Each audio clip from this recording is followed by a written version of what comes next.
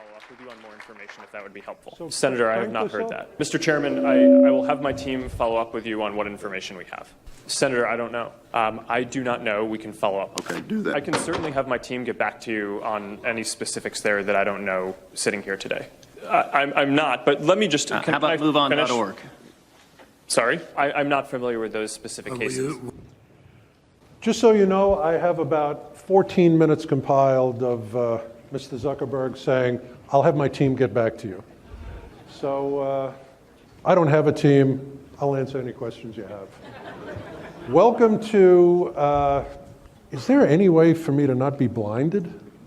And they won't see you. That might be a good thing in a couple of minutes. Huh? Here, you can wear these sunglasses. This is the second time you did this to me.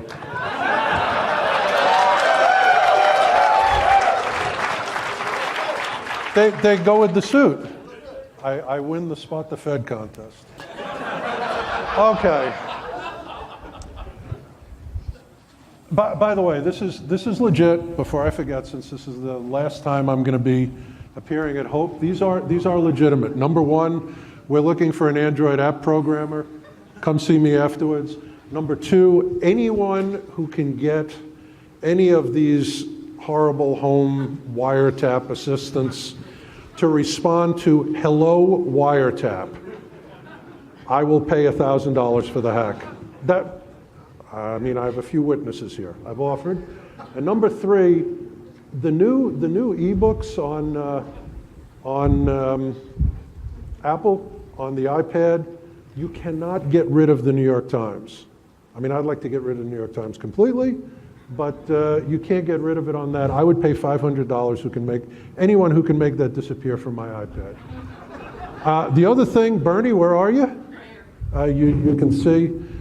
Bernie sent me a threatening note about 3 o'clock in the morning last week saying if you go over the 3 hours, we have a hook. We have a hook, and he sent me that exact graphic. So I'm putting it up there to tell you if I, power through the first couple hours of this because, and which reminds me, I've set my timer on my phone for 7:15 in case I run a little over. When the phone starts playing a police siren, which is my ringtone, you'll see. Then wherever I am, it's over, and I'm going to take Q&A, and happy to talk to people out in the hall afterwards. This really is no fooling. My last Hope appearance, and I'll explain further at the end. So, this is going to be a different type of talk than I normally give. First of all, I'm going to have some fun.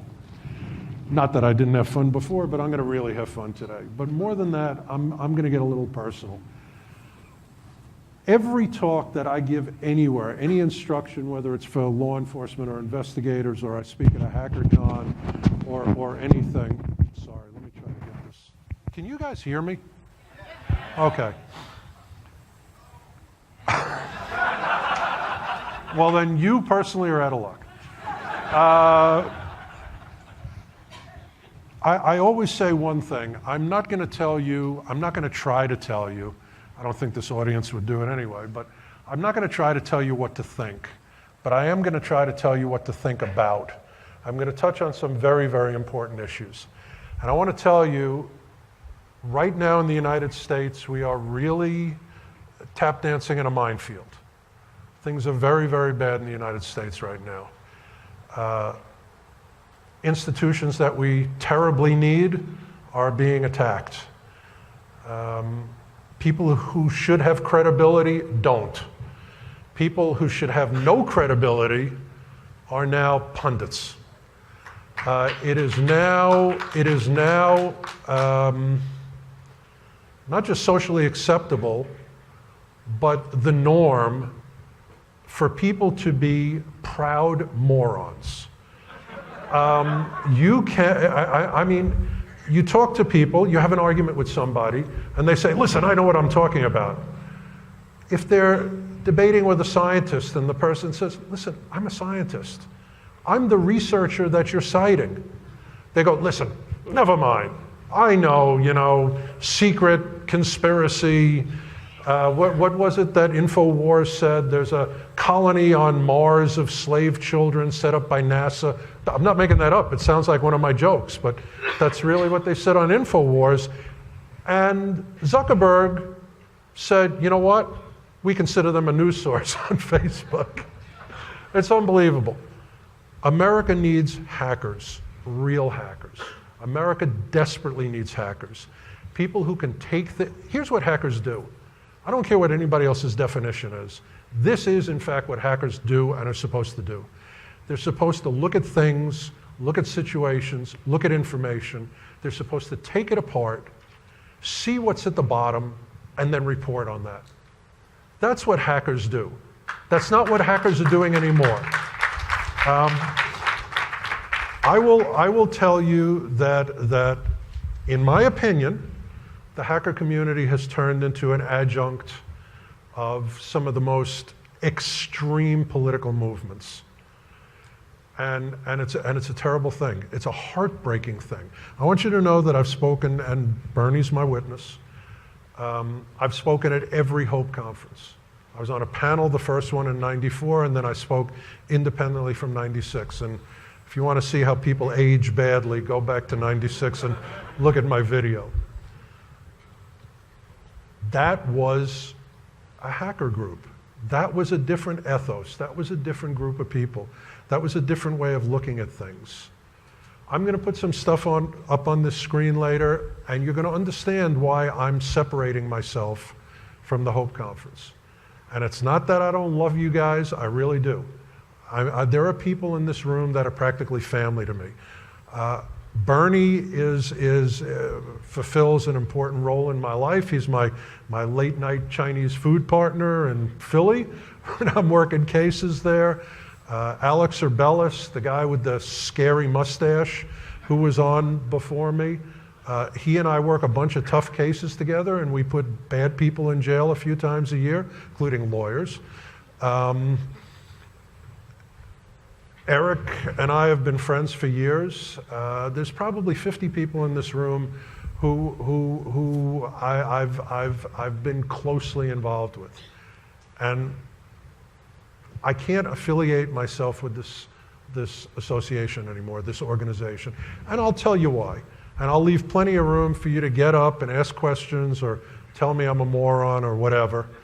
But this is my last talk. This is absolutely my last talk. We have issue after issue after issue after issue in the United States that are major national issues that affect who runs the country, how the country is run, that people have no frickin' clue. They have no clue. Let's take, for example, the Clinton server. People talk about, they used bleach on it. I heard some congressmen saying it was destroyed. You can't recover deleted emails. And I was praying for some. Hi, I'm from 2600 Magazine. Let me tell you why that's wrong.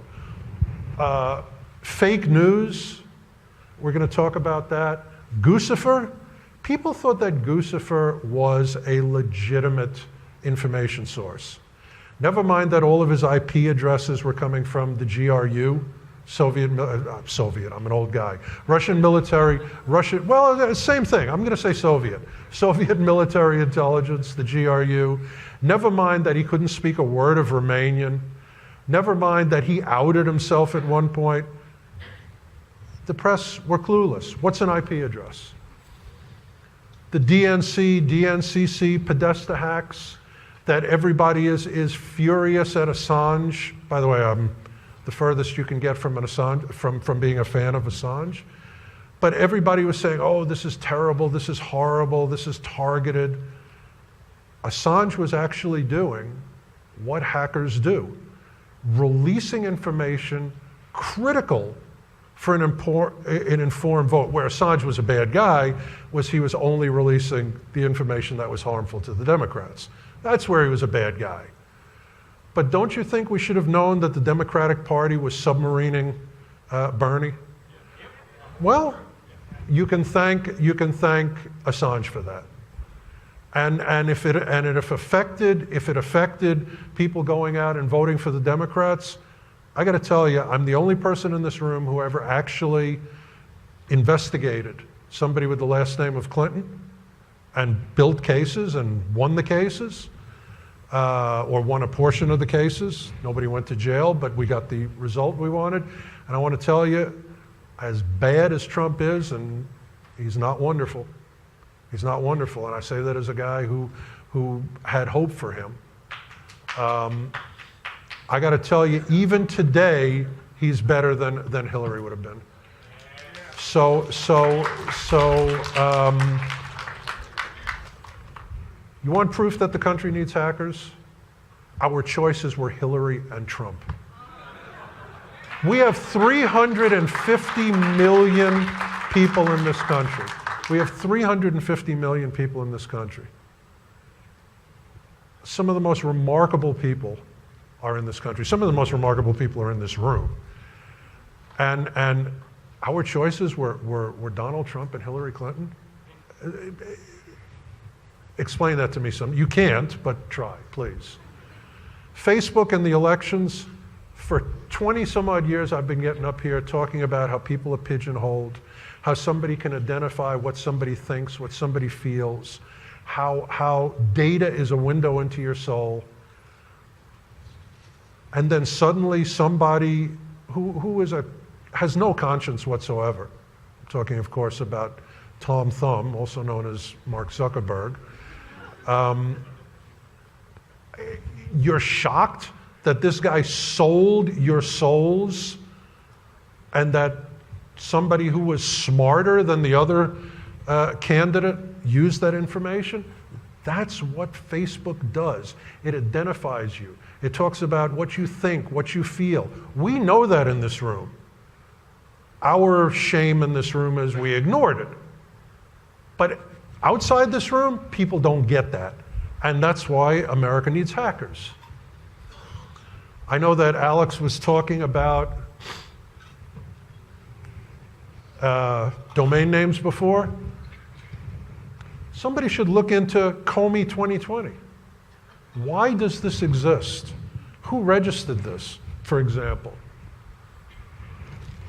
Talking about the Wolf case, where they're going after Wolf and they're going after his girlfriend at the Times. Communicating back and forth. People swapping information. This is the formally sealed indictment. People really believe that they can have secure communications. We need hackers to talk about that. This is such a big thing, intrusion into this country, not just by Russia, who, by the way, nobody's even talking about this, but 3 congressional elections within the past 10 days were hacked by the Russians. 3 congressional elections. They're still doing it. They're still doing it.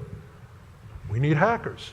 But not just Russia, China, Iran, Venezuela, pretty much anybody with a computer and an internet connection and free time is hacking critical things in the United States.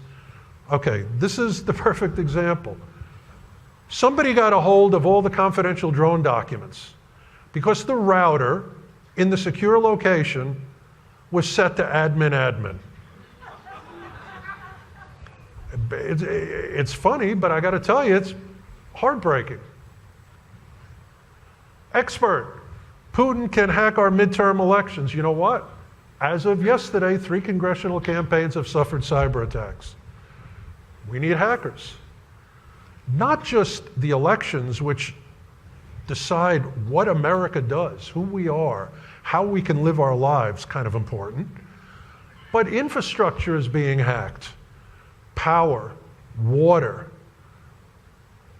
possibility to make an oil plant blow up, possibility to open a release valve on a chlorine tank. State Department was given anybody. How much of the $120 million that the State Department was given to stop hacking that affects elections has been spent so far? Anybody? Zero. Correct.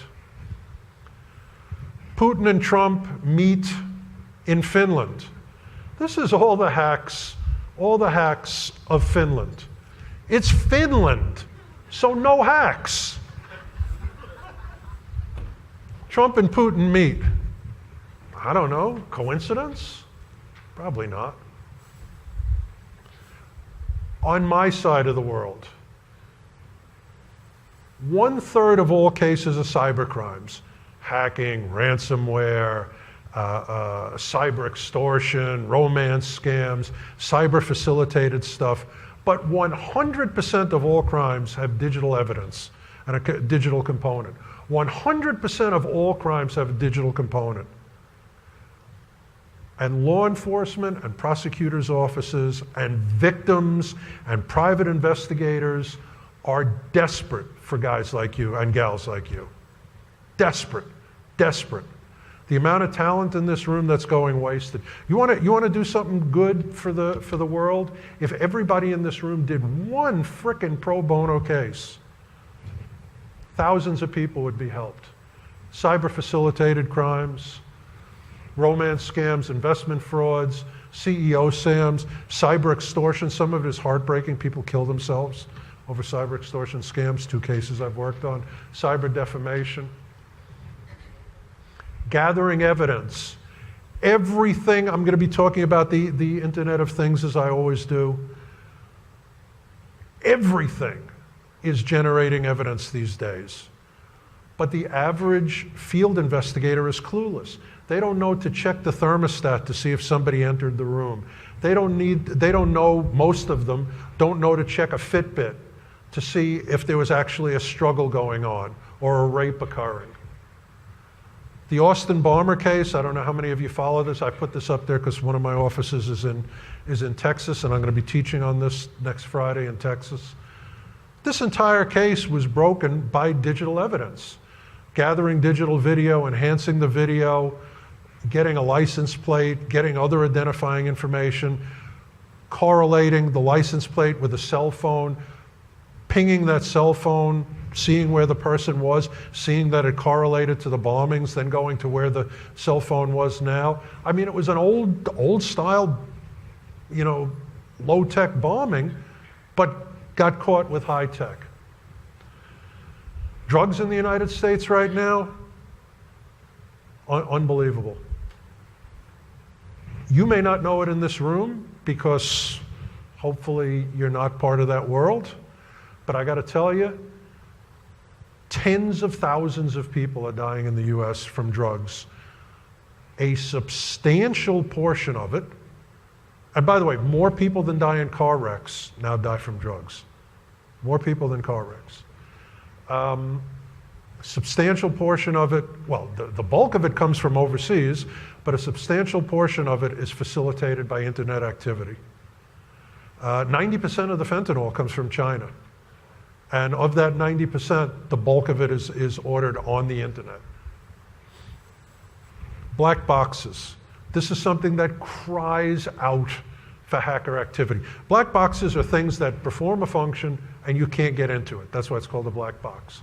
Not just things like cars and tractors and hardware that you don't know what it's doing or what it's reporting, and it's your car, your tractor, you don't have the ability to repair it.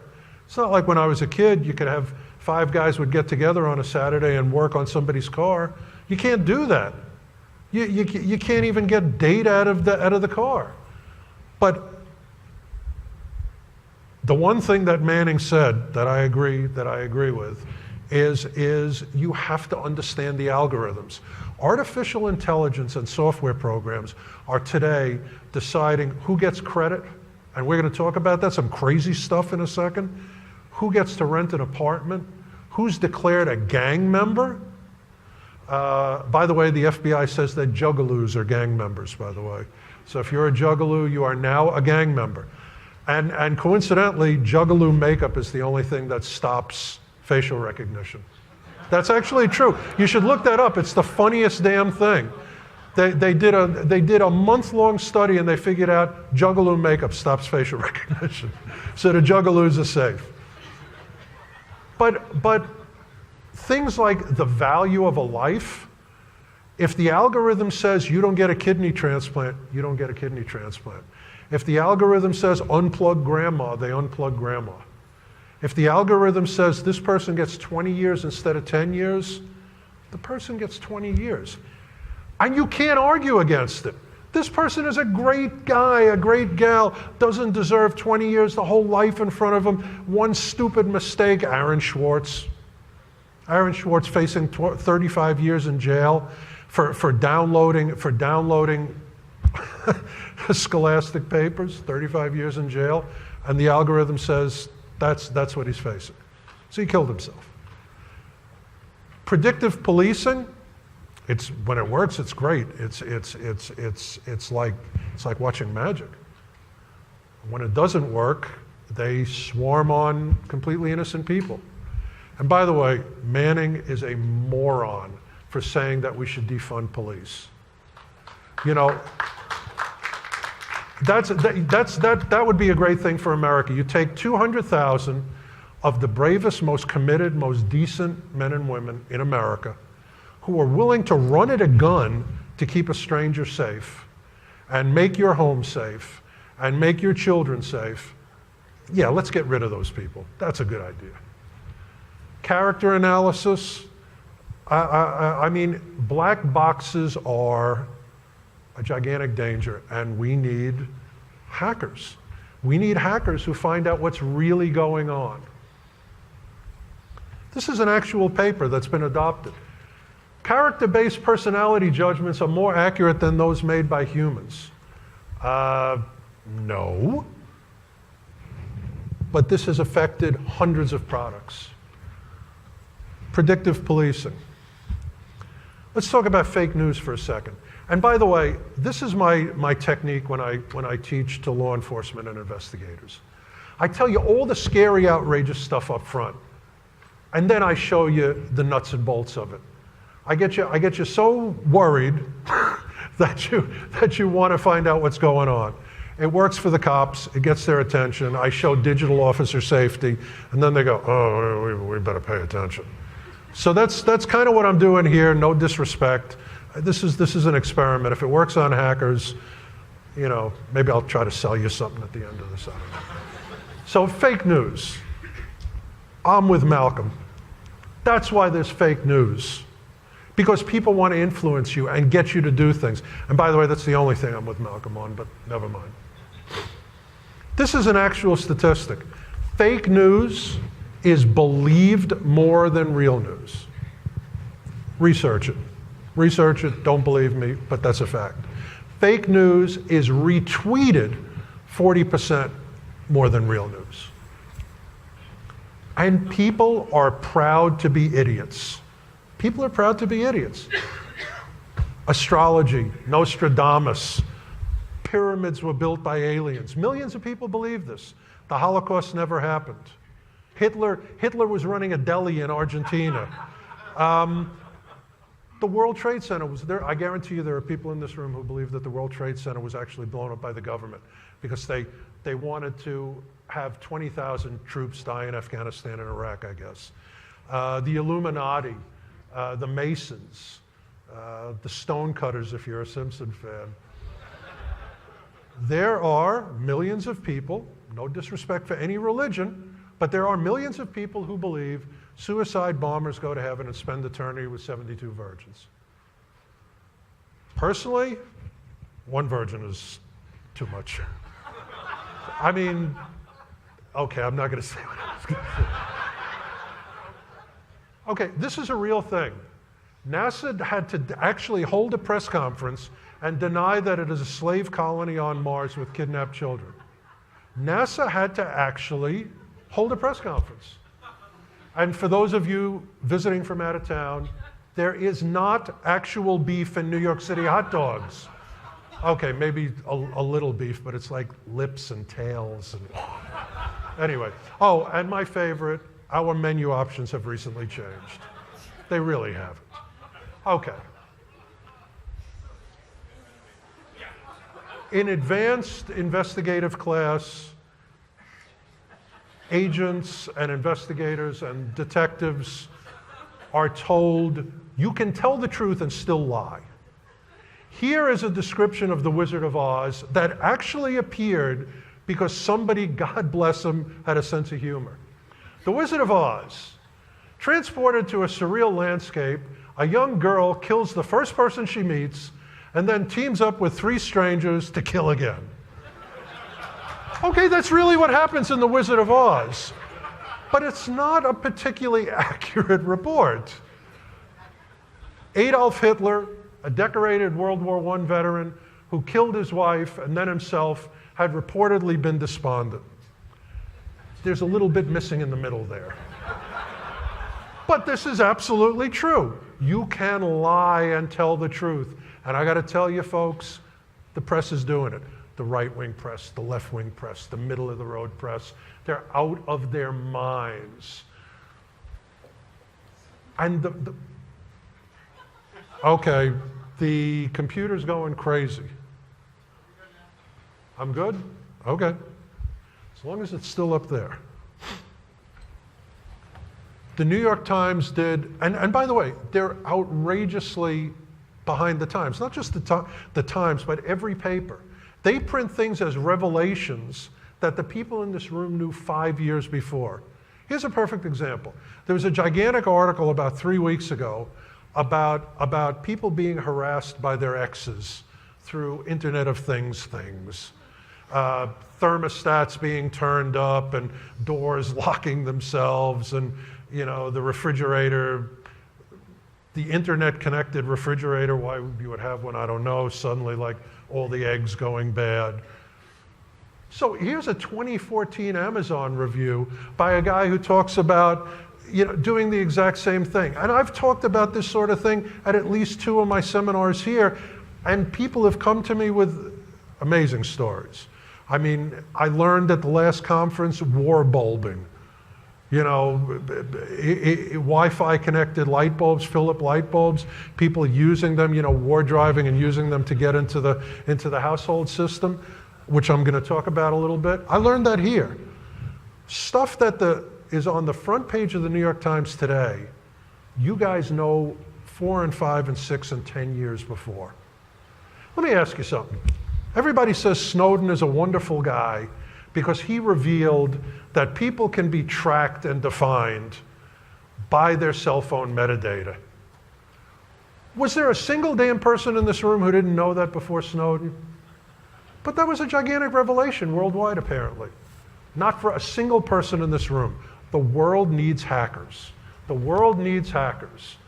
Here's the New York Times article. Here's this 4 years earlier. Okay, here is an actual New York Times article. Donald Trump is guilty. The only remaining question is, what is he guilty of? Let's find something. Doesn't make me feel comfortable. Another thing, New York Times, the book review to end the presidency. You think they might be a little biased? Here's The Nation. Be part of the resistance. They don't even pretend. Chick-fil-A, The New Yorker, a magazine that I love. I love The New Yorker. They are the top 1% of literary class, in my opinion. Them, The Atlantic, a few others. But they slam Chick-fil-A. We have too many Chick-fil-A's in New York. The owner is an evangelical Christian. That's bad. We should have less Chick-fil-A's.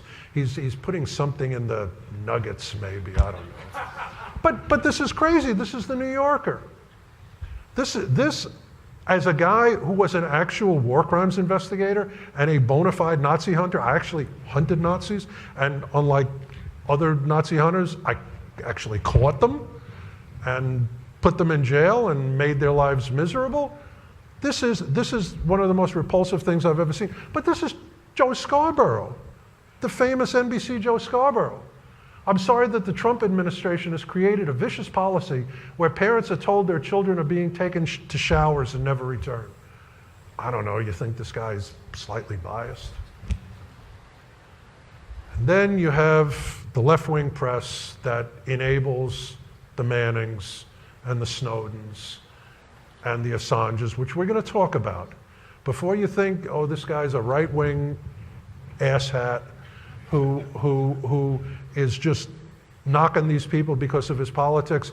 I'm going to give you some specifics, and then I'll answer any questions you have, as I always do. Meet the 8 spooky AT&T buildings that almost also serve the NSA. Okay. The NSA is responsible for signals intelligence. AT&T generates a ton of the signals. You think there might be a reason why the NSA wants to have access to AT&T data legally, essentially? The 8 spooky buildings. So, here's the part where I scare you to get your attention, so just be ready. Just be ready. If there's small children in the room, cover their eyes.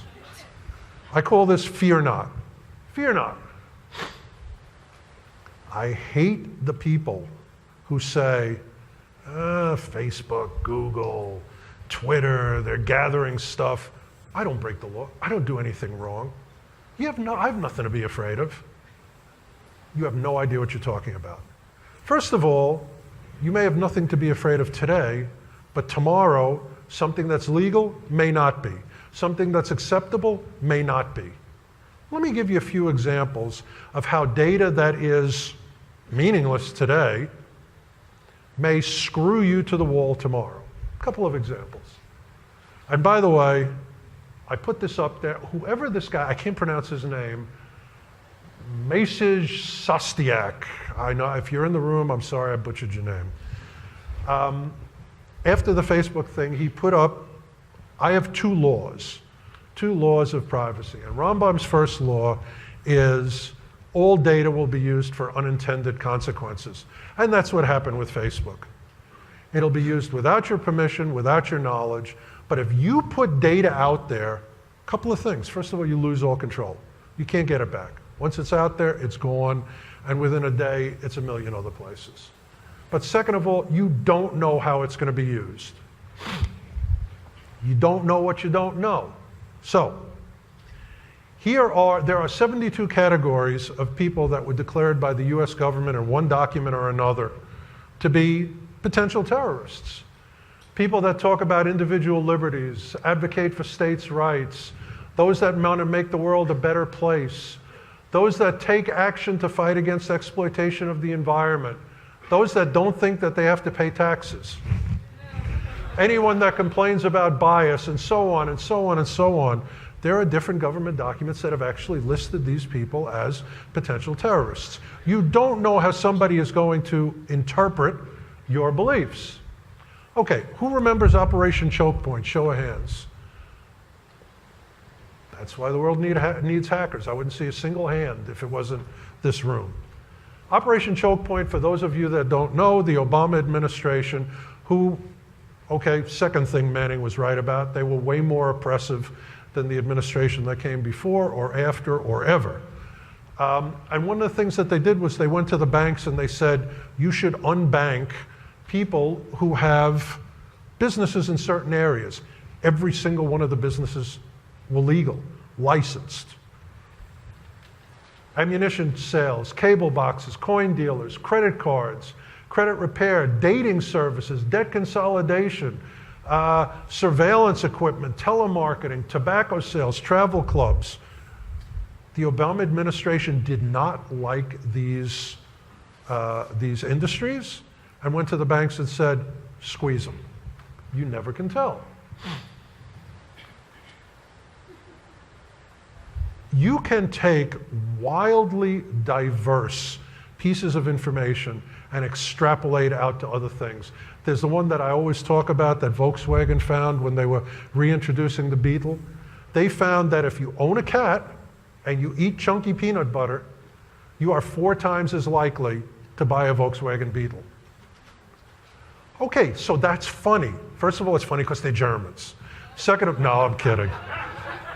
It's funny because a cat and peanut butter buy a Volkswagen, but it's true. They brought up all the lists. Back then it wasn't databases so much, and they sold a ton of Volkswagen Beetles. You never can tell what information will tell somebody.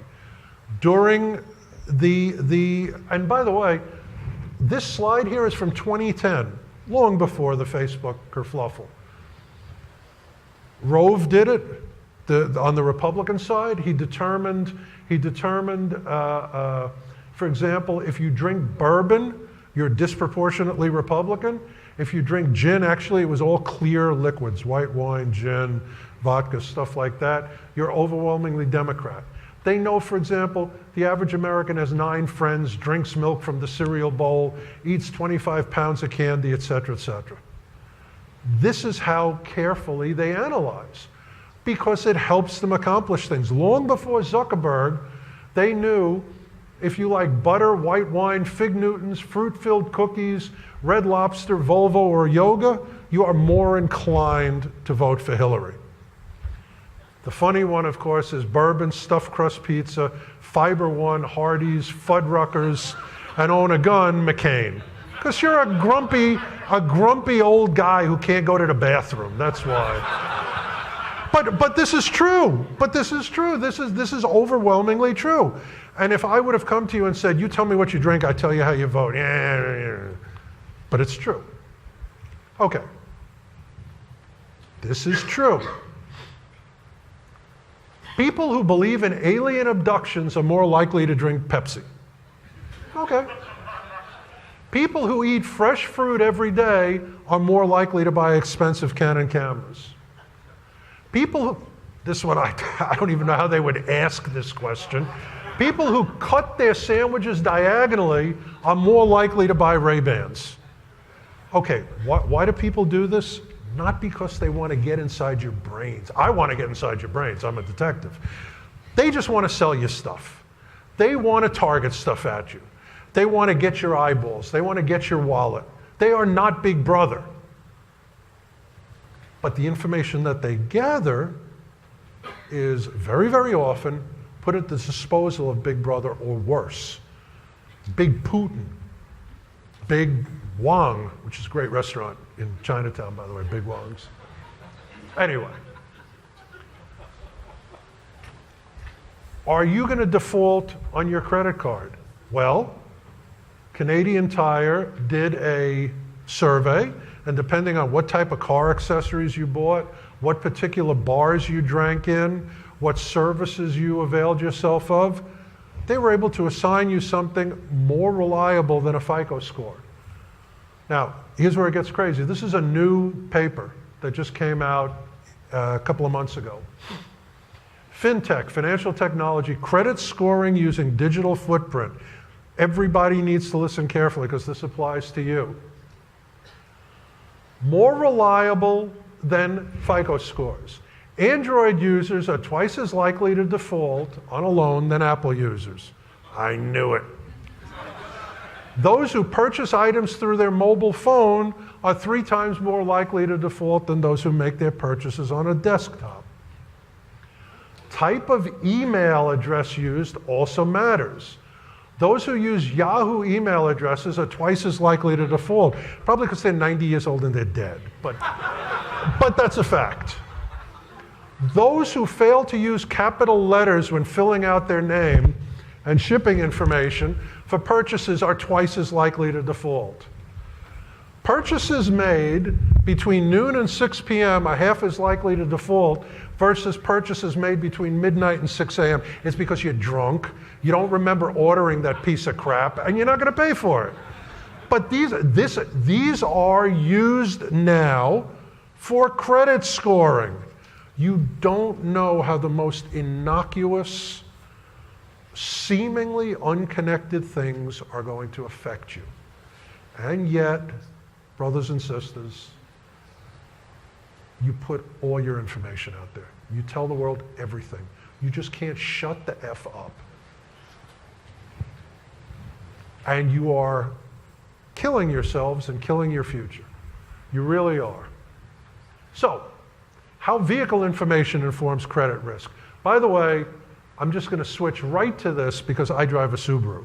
Subarus are the most trustworthy people. If you drive a Land Rover, you are something like 14 times more likely to default on a loan than me, reliable Outback driver. So send me your checks. And by the way, stuff that happens overseas, you got to pay attention because eventually it percolates here. If you want to know where surveillance tech is going or law enforcement tech is going, watch China and the United Kingdom. It's always done there first. Always. If you want to see where laws are going and foreign policy is going, watch Israel. Not because the elders of Zion control the world, but because they do things faster and with more urgency, and eventually it percolates to the other parts of the West. Here's an example of something Australia's doing. You can no longer make a purchase with cash above $7,500. Period, end of story. And of course, like every other annoying, onerous thing that's done to you, it's for your best interest. It's only targeting criminal gangs, terrorists, and those who are trying to cheat on their taxes, protecting you. But then all the way down at the bottom, they let it out. The goal is to drum up about $3 billion in new tax revenue. Of course it is. Of course it is. Do you know, you can be on no-fly list, you can be a wonderful guy, you can have no criminal record, you can be a government employee, you can be whatever. But if you bitch at the TSA agent, you get put on a list. There's an actual list of people who are confrontational with TSA, and you can imagine where that goes. So,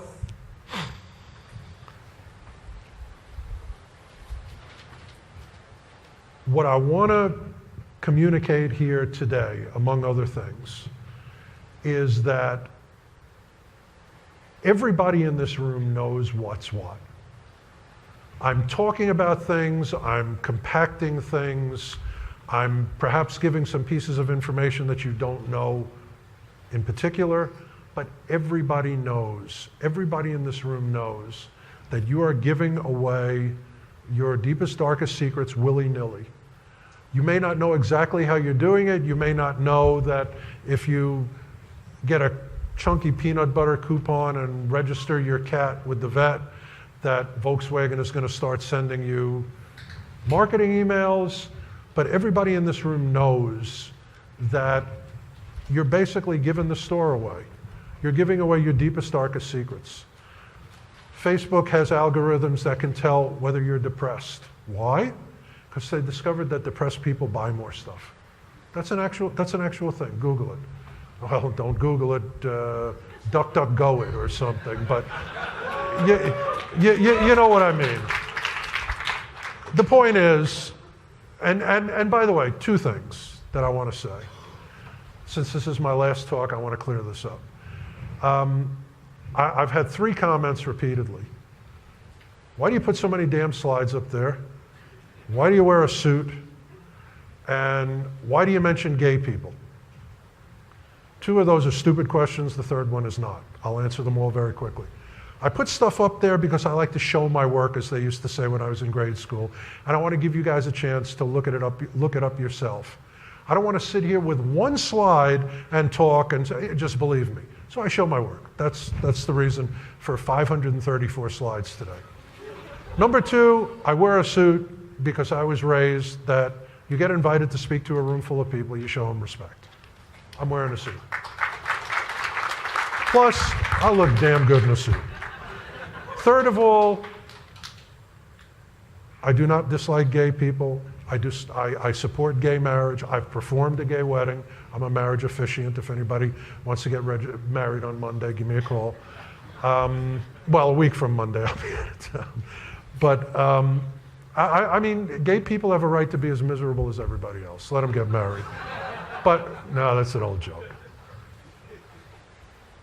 Unfortunately, there are still many, many places and many, many circumstances where people don't want to come out of the closet. They don't want to come out of the closet because their parents won't understand. They have a stupid boss. They're in a Bible Belt community or an Orthodox Jewish community for that matter, or whatever. And it's a pressure point. For those of you who are Russians, compromise. Up. Where's the SVR agent in here? So anyway, well, actually, if you're here, you're an FSB agent. Sorry, but I mention things that affect gay people because they have an extra level of need, unfortunately, still, to protect an extra level of secrets. Not because I'm attacking gay people, because exactly the opposite. So now that we've gotten it out of that way, anyway. When I started doing this talk, it was privacy is dead. And I talked about how you can take any piece of information and start pulling a string, no matter what it is, a license plate, a phone number, whatever. And within 10 minutes, you have name, address, telephone, date of birth, place of birth, social security number, all the way down to things you wouldn't expect. Politics, habits, hobbies, medical history, what books you read, what movies you watch, which, by the way, tells other things. Speaking of gay people, if you buy a book on gay cruises, you're probably gay, or at least curious.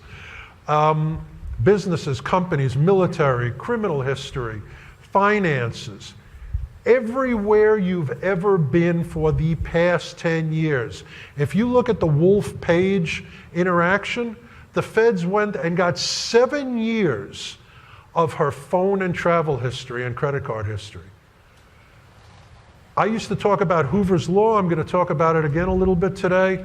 Nothing gets thrown away. There's no deleting. It's not like when we were kids and we had to swap floppy disks and we had to throw away files we weren't using anymore that we printed out. Nothing gets thrown away. Nothing ever. So if the government, for example, Department of Homeland Security, their current plan is to keep 75 years of border crossings. And that was made 8 or 10 years ago, so now it's every border crossing ever from now on. Nothing gets deleted. And you can take all of this remarkable information, drip, drip, drip, drip, and you gather it all together and there's nothing that I don't know about you. Every bit of data that I'm talking about today is available data. It's stuff that I can get. It's stuff that at least half the people in this room can get. 90% of it everybody can get because it's all open source intelligence. The vast majority of what I'm talking about today is stuff that you contribute. The best intel is self-contributed data, guaranteed, always. I tell you that as a professional investigator. I've got 2 hours and 15 minutes before I'm going to Q&A. Just between Hope in 2016 and Hope today, 11,000 new files in what we call the DB file. 11,000 new documents. I can't even cover 1% of the stuff that I've gone over, so let me tell you a couple of things. First of all, is other seminars you'll be able to avail yourself of, and I'm coming out with a book, which hopefully you guys will all read, and makes a very, very good Christmas and Hanukkah present. I used to put this up on the screen. Everybody knows this now. When I put this up in 1998 or 2000, this was a big deal. Who doesn't know this? Computer powers and speed keeps going up. Storage costs are disappearing. You can go to Staples or Best Buy or whatever, and you can get an 8 terabyte drive for $200. An unfathomable amount of storage, of just a few years ago. Everything is now digital from inception. OCR sucks in old data. Cell phones changed the world for investigators and privacy invasion. Super accurate profiling. Why? Because it's worth money. This is all about money. This is not about screwing you. Tracking. I can find out where you are and where you were. That's it. I can. That's the bottom line. Anybody who thinks that Snowden was revealing something remarkable didn't pay attention to when I put this exact slide up in 1998, this exact slide. I mean, everybody knows this stuff, but nobody pays attention, nobody internalizes it. Once you put something out on the internet, you can't take it back. You need to police your internet presence. I mean, this photo will never disappear, not only because I use it for every talk. This photo will never disappear.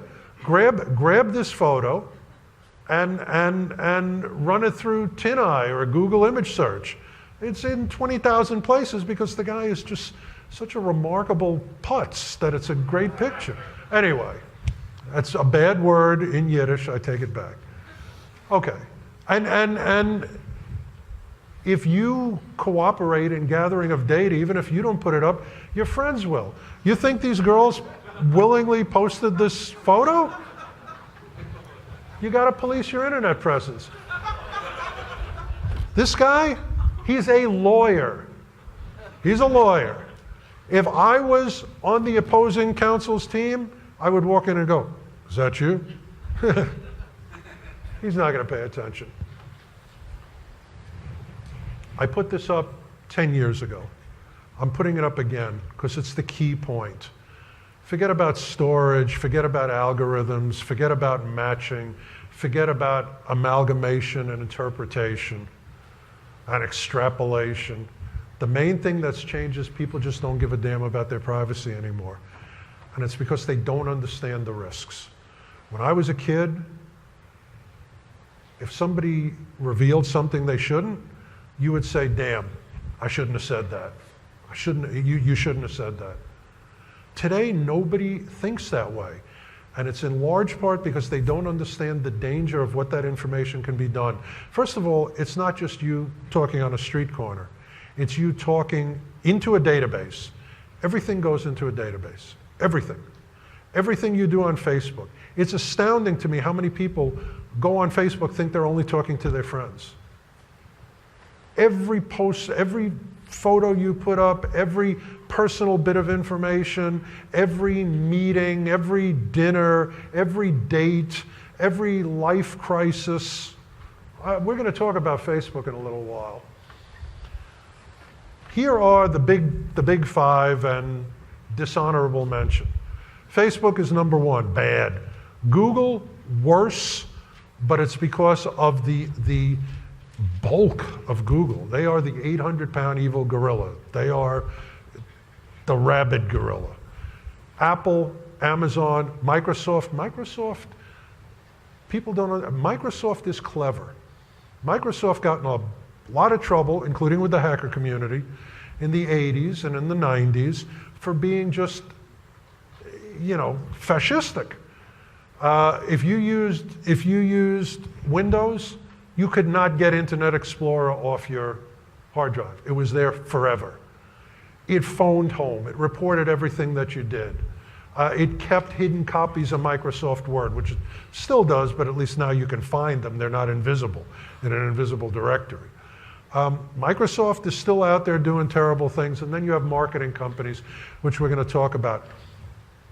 Somebody tweeted that to me, and I shamelessly stole it because I can't get that damn Apple Pencil to work.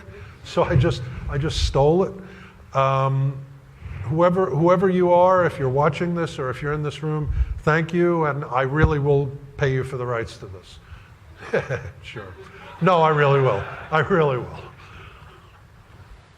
One of the things I don't understand, especially about this group, and it's something I always wanted to address, and this is like the guy on his deathbed talking to his family. This is my last talk at Hope, so I want to say this. Hello. I forgot that it was a lapel thing.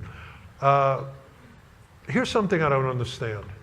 Everybody's screaming and yelling that the NSA, which really doesn't care about anybody in this room, they don't want to invade your privacy. They want to catch terrorists. They want to catch criminals. They want to stop bad people.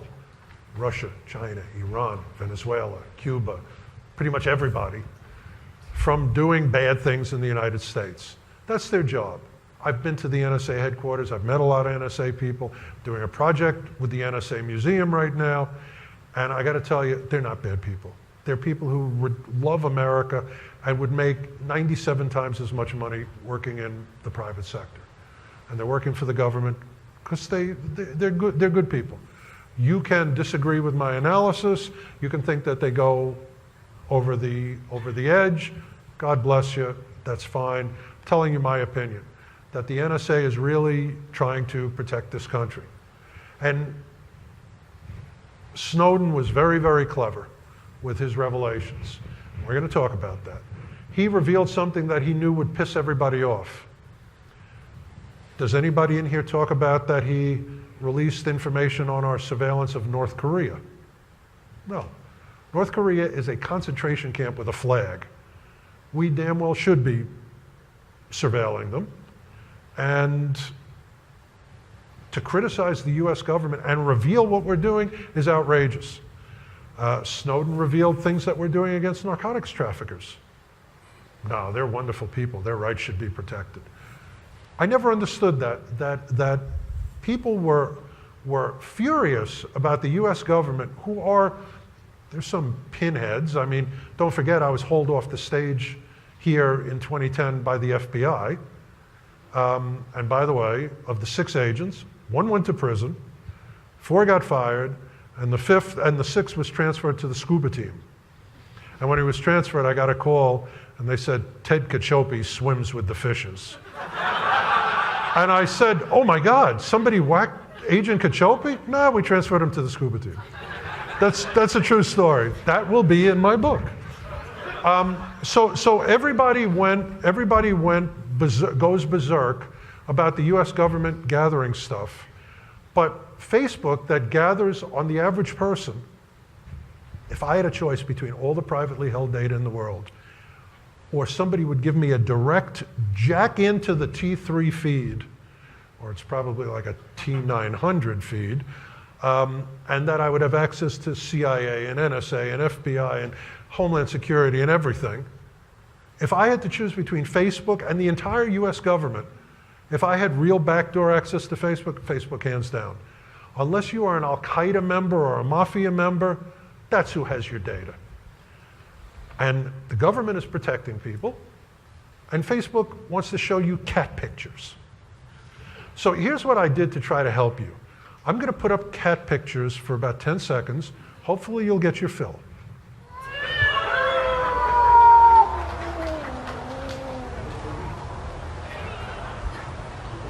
Where's the cat sounds? Ah, there we go.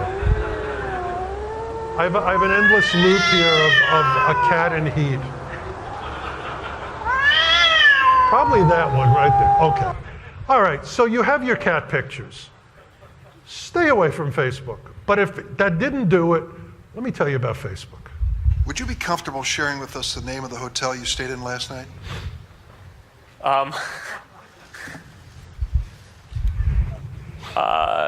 No. Your data included in the data sold to the malicious third parties?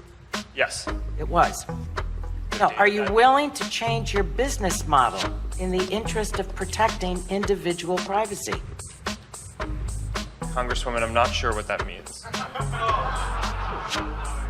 If you've messaged anybody this week, would you share with us the names of the people you've messaged? Senator, no, I would probably not choose to do that publicly here. Because he's normal. How do you sustain a business model in which users don't pay for your service? Senator, we run ads. Do you track devices that an individual who uses Facebook has that is connected to the device that they use for their Facebook connection, but not necessarily connected to Facebook? I'm not sure the answer to Neither that am question. I. Really? Yes. How long do we have to wait for that kind of investigation? Congresswoman, we expect it to take many months. Years? I hope not. Will you commit to changing all the user default settings to minimize to the greatest extent possible the collection and use of users' data? Congressman, this is a complex issue that I think deserves more than a one-word answer. Well, again, that's disappointing. Okay, so my takeaway from this is these are the people that are going to decide whether or not to regulate Facebook. Pretty much these are people who don't even know how to log into Facebook. These are the most inept, clueless people imaginable. And not just because, except for Ted Cruz, they were Democrats. This is, all kidding aside, across government, people don't understand what Facebook is or what's going on in the black box, under the hood. They don't understand. I'm going to show you some stuff which even you don't know about. Most of you, some of you, if there's a Facebook security guy in here, raise your hand so we can tar and feather you during Q&A. But the truth is, the average governmental employee has no clue. They can't regulate Facebook because they need like tech support from the 12-year-old grandson. Here's questions that weren't answered, question after question after question. Whether minors' information is taken, whether they worked with a pro-Kremlin propaganda group, what kind of tracking practices. The answer is they track you 24/7, 365, and I have specifics of that. Put me in front of Congress. We'll have some fun. Breakdown of the 87 million profiles, et cetera, et cetera, et cetera. I mean, these are all questions that weren't answered. This is the guy that you are trusting with your deepest, darkest secrets. Here's another picture of him. Okay, so, I'm sorry, I had to do that. Okay, so, well, that one, he needs reprogramming. He needs reprogramming. And actually, I think, wasn't there like an evil brother Lore or somebody? You are a pack of nerds, boy, let me tell you. Okay, so Cambridge Analytica, the big scandal, that's what everybody's talking about. Facebook shared more data than with them with 61 other companies. Show of hands, how many people here know that? Well, God bless you. There's like, I don't know, 50 people that raised their hands. Unfortunately, there's a lot more than that in this room. And I can assure you, anything that you guys don't know about the world of tech, nobody knows. Nobody. For example, Apple, Amazon, Microsoft, Qualcomm, Samsung. Samsung is evil. Let me tell you what Samsung does. Samsung in Europe has hard-coded Facebook app on all the Samsung phones that it sells. You cannot remove it. This guy's nodding his head, so he knows. You cannot remove it, and what's more, even if you don't activate it, even if you don't have a Facebook account, it phones back to the mothership with your data, including your address book and stuff like that. Ooh. So, and how do you remove it? You have to set up a Facebook account, activate it, and you have to ask to remove it, and then they tell you no, by the way. They tell you that later. By the way, Facebook has something called shadow profiles. Everybody here knows that, right? Okay. Who said yup? Okay, you, sir, that raised your hand. How do you remove a shadow profile? Well, you actually can, but what do you do? What do you have to do? You have to set up a Facebook account. Okay. So besides BlackBerry, Nissan, UPS, who did they share it with? Achichornia. Mail.ru, which is, like it or not, connected with the Soviet government. In Russia, internet browses you. Okay. Anyway, you know, that's another reason why I came and spoke one last time. I have all these jokes I got to get rid of. I got to get rid of these jokes. But Facebook is buddies with the Mail.ru outfit and gave them unrestricted access to for a while. But then what happened? There is no danger, comrade. Russia, Facebook, actually, you know how they put people in different categories: depressed, not depressed, married, single, car owner. This is the honest to God truth. Research it if you don't believe me. Facebook labeled 65,000 Russians as potential traitors. All of these 65,000 people have disappeared. No, not really. Maybe from Facebook, but okay. So last week, Last week, the European Union fined Facebook 500,000 euros, which is about $700,000 for some of the stuff that they've been doing. Not everything, they're still looking. Facebook earns that in less than 10 minutes. That was the big fine, the giant fine. And what was the result? Facebook's earnings are at an all-time high. All of this didn't affect them. This is from a couple of days ago. This is current. All-time high. Mark Zuckerberg is now the world's third richest man. He edged out Warren Buffett, who's been working at it his whole life. He's about 3,000 years old. He built 5 million Walmart stores, and he's like a little gnome who does nothing but this. But Zuckerberg is now the third richest man in the world. Huh? Well, he owns the stock. He owns stock. He didn't build it. That's the other 8,000-year-old guy. I can't think of his name. Anyways, huh?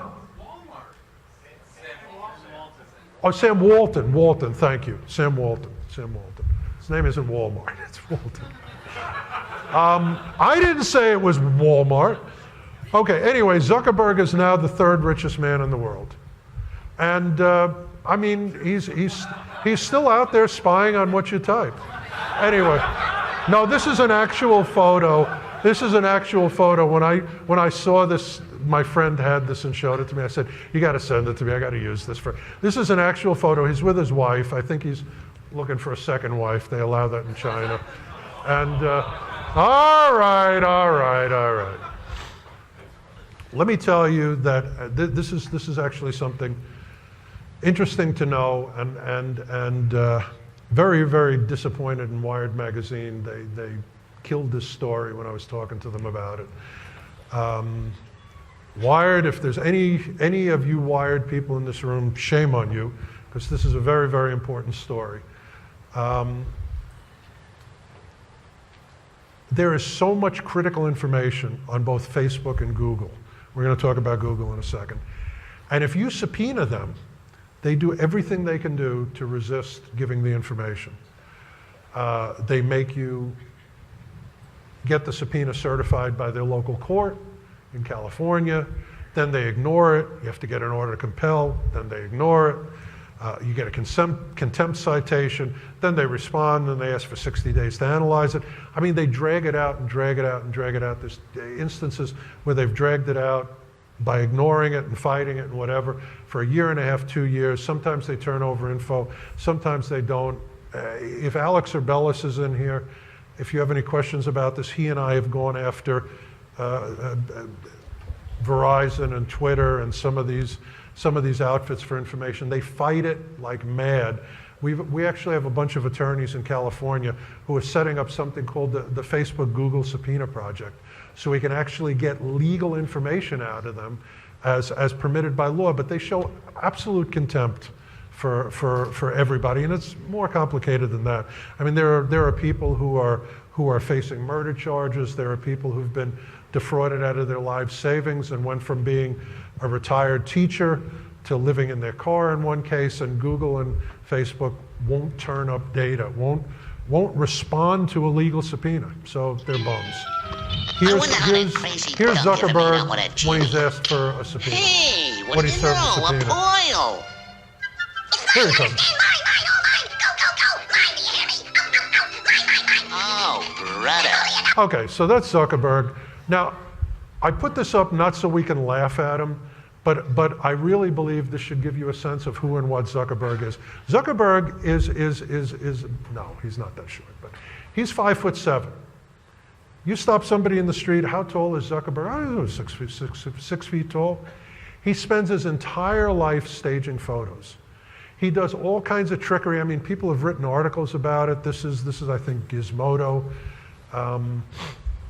It's astounding. It's unbelievable. When he here's another one. When he testified at Congress, okay, this is not Photoshop. This is not Photoshop. Go home, research it, laugh your ass off, because it's pretty funny, except when you realize this is the third richest man in the world. He knows everything that there is to know about you, and he can cause the election of a president. Leader of the free world is picked by this psychologically impaired person. No, I mean that literally, not as a joke. If I'm testifying in front of Congress and I'm the third richest man in the world, I'm not going to worry about a booster seat. I'm really not. That's a real picture. That's not a joke. Born Jewish, doesn't care about it. Not because there's something inherently wonderful or bad or anything about being Jewish, but he has disowned everything in his life and created a new persona. If you are involved in Holocaust denial, you can post on Facebook. If you are involved in supporting Hamas or Hezbollah or other groups that talk actively about murdering Jews, Mr. Zuckerberg doesn't care. Until this whole kerfluffle happened with Cambridge Analytica in Congress, he was actually on a tour, a 50-state tour where he was going out and doing things like a political candidate. And the story is he was considering running for president in 2024 or 2028, amazingly. I mean, you know, it could never happen. A billionaire with no political experience being elected president? It could never happen, right? Anyway, I don't think there's any chance of him running for political office anymore, but he is going to pick the next president. I really believe that. I believe he has the ability to do that. And they've had, and well, there you go again. Let me tell you some of the stuff Facebook does, and let me do it quickly. Facebook, if you don't upload photos with EXIF data, they fingerprint your photo by the sensor imprint. And they know every camera that posts to Facebook, and they analyze the photos and match them to that camera. I want to point out that I put up this technique here in 2008. Zuckerberg is doing it now, so whatever. And he has a patent for it. Associating camera with users and objects in a social networking system. He patented it. Here's some other things he did. Statistics for continuous location tracking. How your Facebook app tracks you 24/7. This is actual Facebook patent. Here's another one. Scary. Routine deviation notification. If you stop moving around for 8 to 10 hours during normal sleeping hours, they log that as your home location. That's how they know where you live, if you don't tell them. Determining user personality characteristics from social networking system communications and characteristics. They know if you're open, if you're closed, if you're scared, if you're happy, whatever. And they use that to manipulate activity. Predicting life changes, including when you're going to get sick, when you're going to die, and when a loved one is going to die. Pull Facebook's patents, read them, be really, really scared. Really, really scared. Inferring relationship statuses of users of a social networking system. They have thousands, not dozens, not hundreds, but thousands of potential data points that they use to know who's your significant other, have you broken up, are you in the market for somebody, do you get along with your parents, do you speak to your kids, whatever. And why is this really, really helpful? Because Facebook subscribers use their real names, their real addresses, their real phone numbers, their real email addresses. The amount of data that they gather on you as a person, and then they match it with your biographical data, makes them an absolutely unique entity in the world. You use Facebook, you can't get off Facebook. They bug you constantly. For example, here's something I just got from them. What was your position at Pelorium? Your profile is only 88% complete. Oh, geez, I was hoping it was like 8% complete. You get stuff like this. So-and-so and so-and-so invited you to use Instagram. 531 of your friends are on Instagram. For the record, if you send me something on Facebook Messenger, I don't even know where it goes because I don't use Facebook Messenger. But people, I don't know where Big Frank is, our security guru here. He called me up one day, he says, why are you ignoring me? I've been messengering you. Let me tell you why. Constant tracking, the establishment of the face line, which is hey Frankie. They have what's called a bottomless news feed. You just scroll and scroll and scroll because they don't want you to go away. And they want to, okay, he did 2 scrolls, give him an ad. 2 scrolls, give him an ad.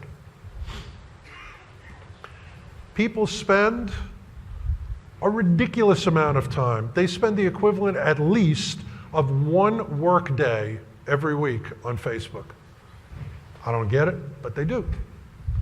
Facebook is studying your mom, your makeout buddy, and your 9/11 conspiracy theories. Without going into all of this, which I would do if we had more time, and by the way, those of you that are in law enforcement, government, investigators, forensics, anything allied to the field, there's an organization called Fraternal Order of Investigators. I'm going to put it up on the screen. We run seminars on open source intelligence. Bernie S. went to it, a couple other people. We teach this stuff, but it's actually a 40-hour course. It's a crazy course. Anyway, just terminology used in communications. Parents writing to their children. I love the one down there, eye out.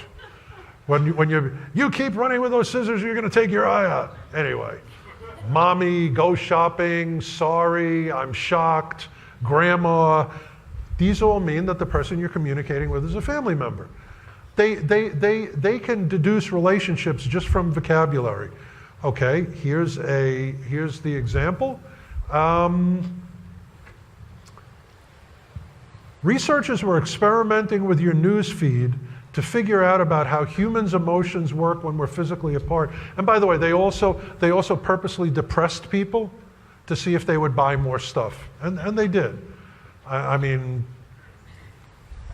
if you've ever been in a relationship, you know somebody's mad, they go shopping. But anyway, Facebook wants to listen in on what you're doing. They have patents for that.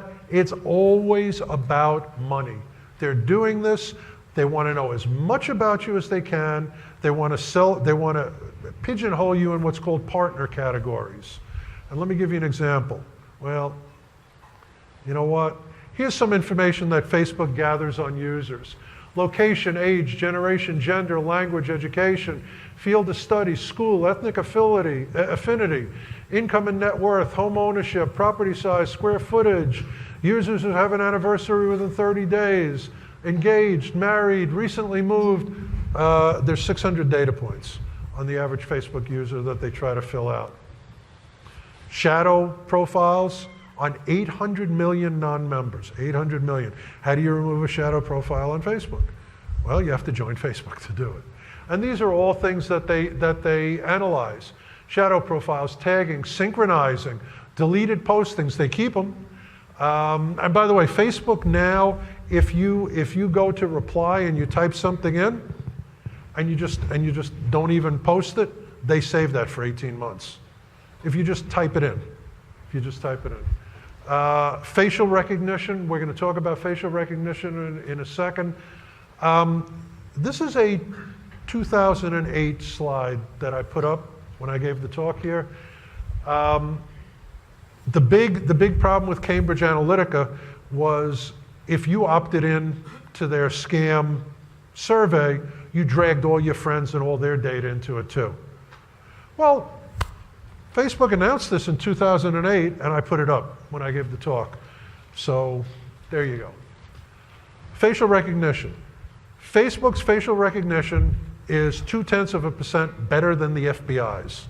And the FBI works from mugshots, controlled photos. Facebook does it from photos in the wild.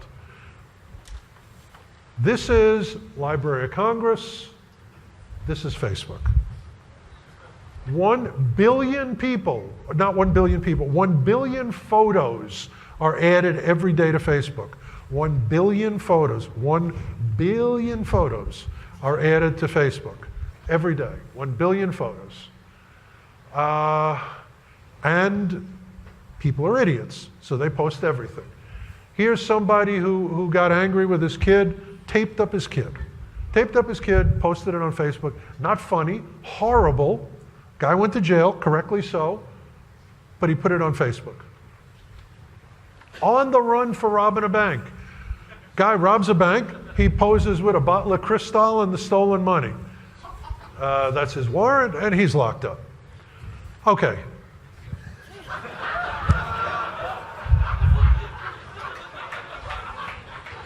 Okay? People are idiots. How this is my morning post, I don't know. It's not mine, but anyway. 1 in 5 divorces now involve evidence from Facebook. Okay.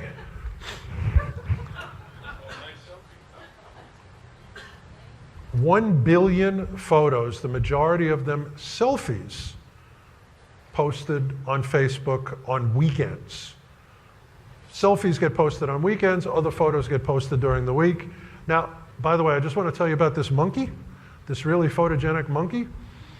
A guy put a game cam out in the jungle, and this monkey, and he, I've been practicing that monkey noise, and took a bunch of beautiful photos, and the photographer, who wasn't a particularly successful wildlife photographer until then, took that and made posters and became famous. So PETA comes along and sues the photographer on the behalf of the monkey. Just as an example of the world we live in, and the monkey won in lower court. The monkey won. The photographer, poor guy in the United Kingdom, got bankrupted, and he finally signed an agreement with the monkey. So this is like going to keep him in bananas for years. I mean, the monkey now gets a piece of every photo being sold. Okay, this, I don't know. If you're doing a doctoral dissertation on psychology, this could be the basis of your thesis. It really could. I mean, I don't know. I'm a different generation. I mean, you want to go next to the person and maybe go like this, or here, Bob, take our picture. I don't know. Anyway, why is Facebook so interested in photos? Number one, it's intel. Somebody posts a photo of you on their Facebook page, they don't tag you, they can identify it. And they do it very, very well. But also because Facebook is now partnering with all the marketing companies. And they are doing what's called a social credit report with financial interaction. Facebook is setting up a thing where if you walk into a store, they will know, oh, this is a trustworthy guy, this is a guy who should get special deals, coupons should appear on his phone. Facebook patent described a way to set a trust level for each person who enters a store. By recognizing their faces and connecting it to the data in their Facebook profile, the system could figure out which shoppers were trustworthy or could unlock special deals. It's all about money. But the end result is you're royally screwed. It's all about money. My mom, your mom, told you, don't hang out with bad people. People are going to think you're a bad person also. Well, if you hang out with bad people, you probably are a bad person. If you're a gangbanger, well, if you're hanging around with gangbangers every day, you are or will be a gangbanger. If you're hanging around at hacker conferences, you're probably a hacker or somebody investigating hackers, but that's another discussion. You really are who you associate with. People marry people like them, people hang out with people like them, people communicate with people like them. It's called assortative mating.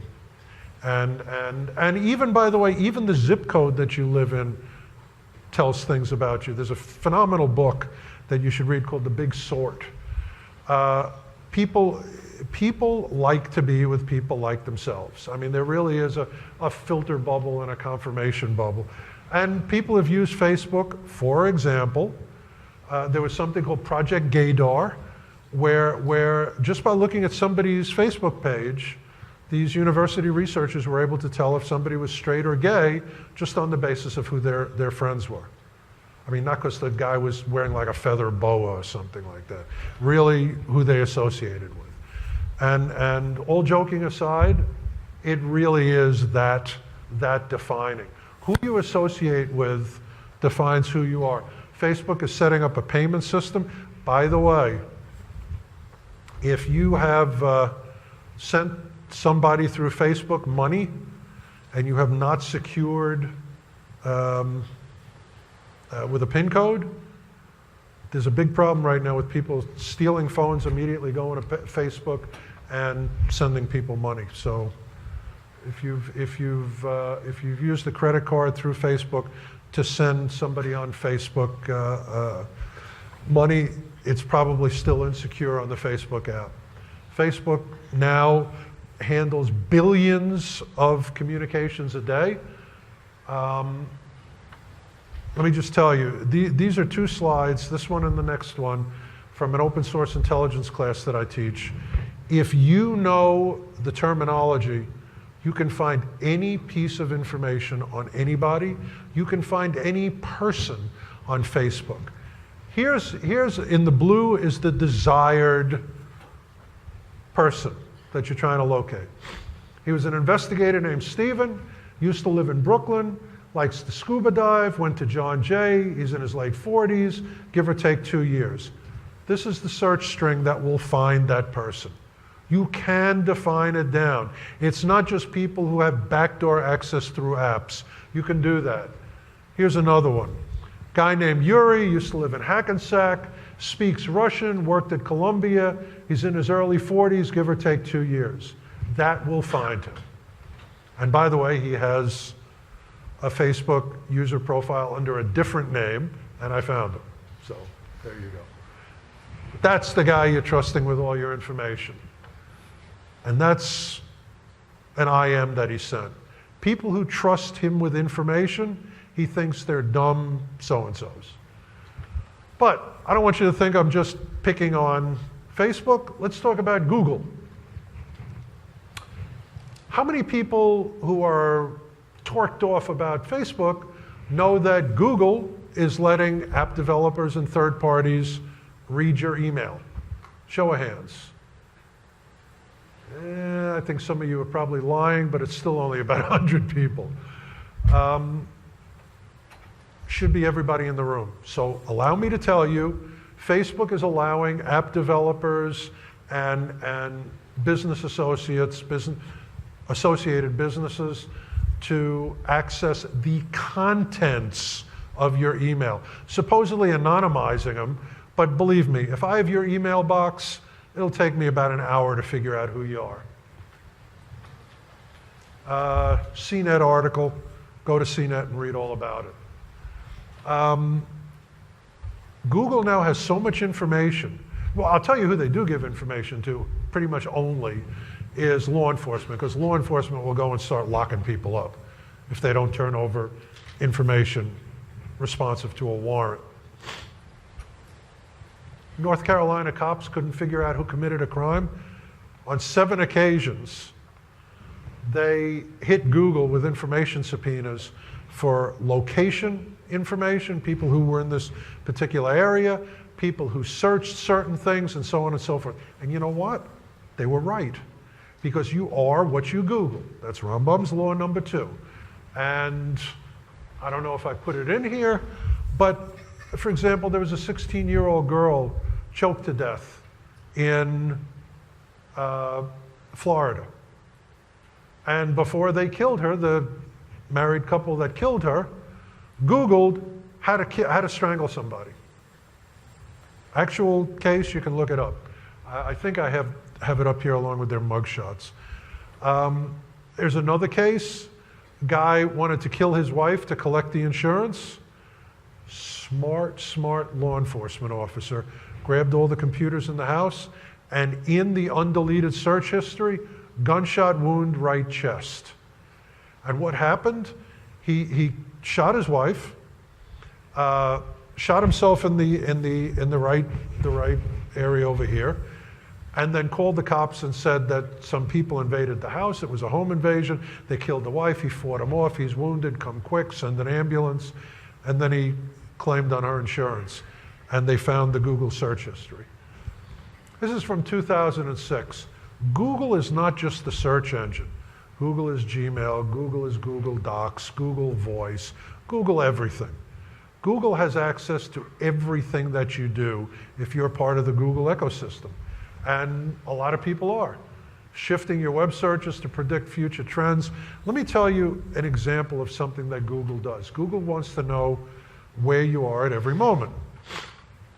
But if you don't have an Android phone, if you don't have a Google app on your phone, if you don't have something that reports your location, They are now using P2P tracking.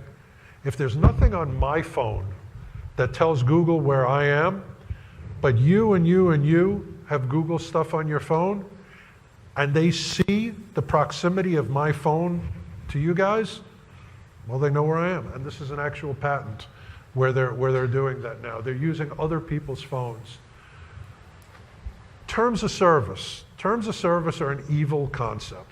They really are. But basically, you've agreed to that. Speech recognition. Speech recognition, Google's speech recognition is so good at this point that the US government is using it to transcribe and to search gazillions of recordings. Google power and metering, tracking from browsing, and so, oh, here we go. This is the guy, Barber. Justin Barber. Look at Justin Barber. He was the gunshot to the chest, and here's the poor young girl that got choked, and here's the two chokers who Googled it. You know, Google has this do no evil bullcrap. Let me show you some stuff. They had to be sued to delete people's faces. Delete people's faces from Street View. They basically ignored copyright and scanned every single book, whether it was under copyright or not. They allowed everything to be up on YouTube until they were sued. Misuse of trademarks. Let's say my biggest competitor is Bobby's XYZ Auto Shop. I can go to Google and I can buy the ad word Bobby's XYZ Auto Shop. And anybody who searches for you sees that right at the top of the Google page, and when they click on it, it goes to Steve's ABC Auto Shop. Whether it's trademarked or not. Busting Safari protections because they didn't have access to Safari, promoting their own products. Here's the famous case of Kevin Bankston from EFF. They didn't know he was a lawyer. They didn't know he was from EFF. So when he said, hey, my photo is up on your new Street View, take it down, they said, bite me. Fair use. You're, no expectation of privacy. So he sued, and now they mask everybody's face. Go onto private roads.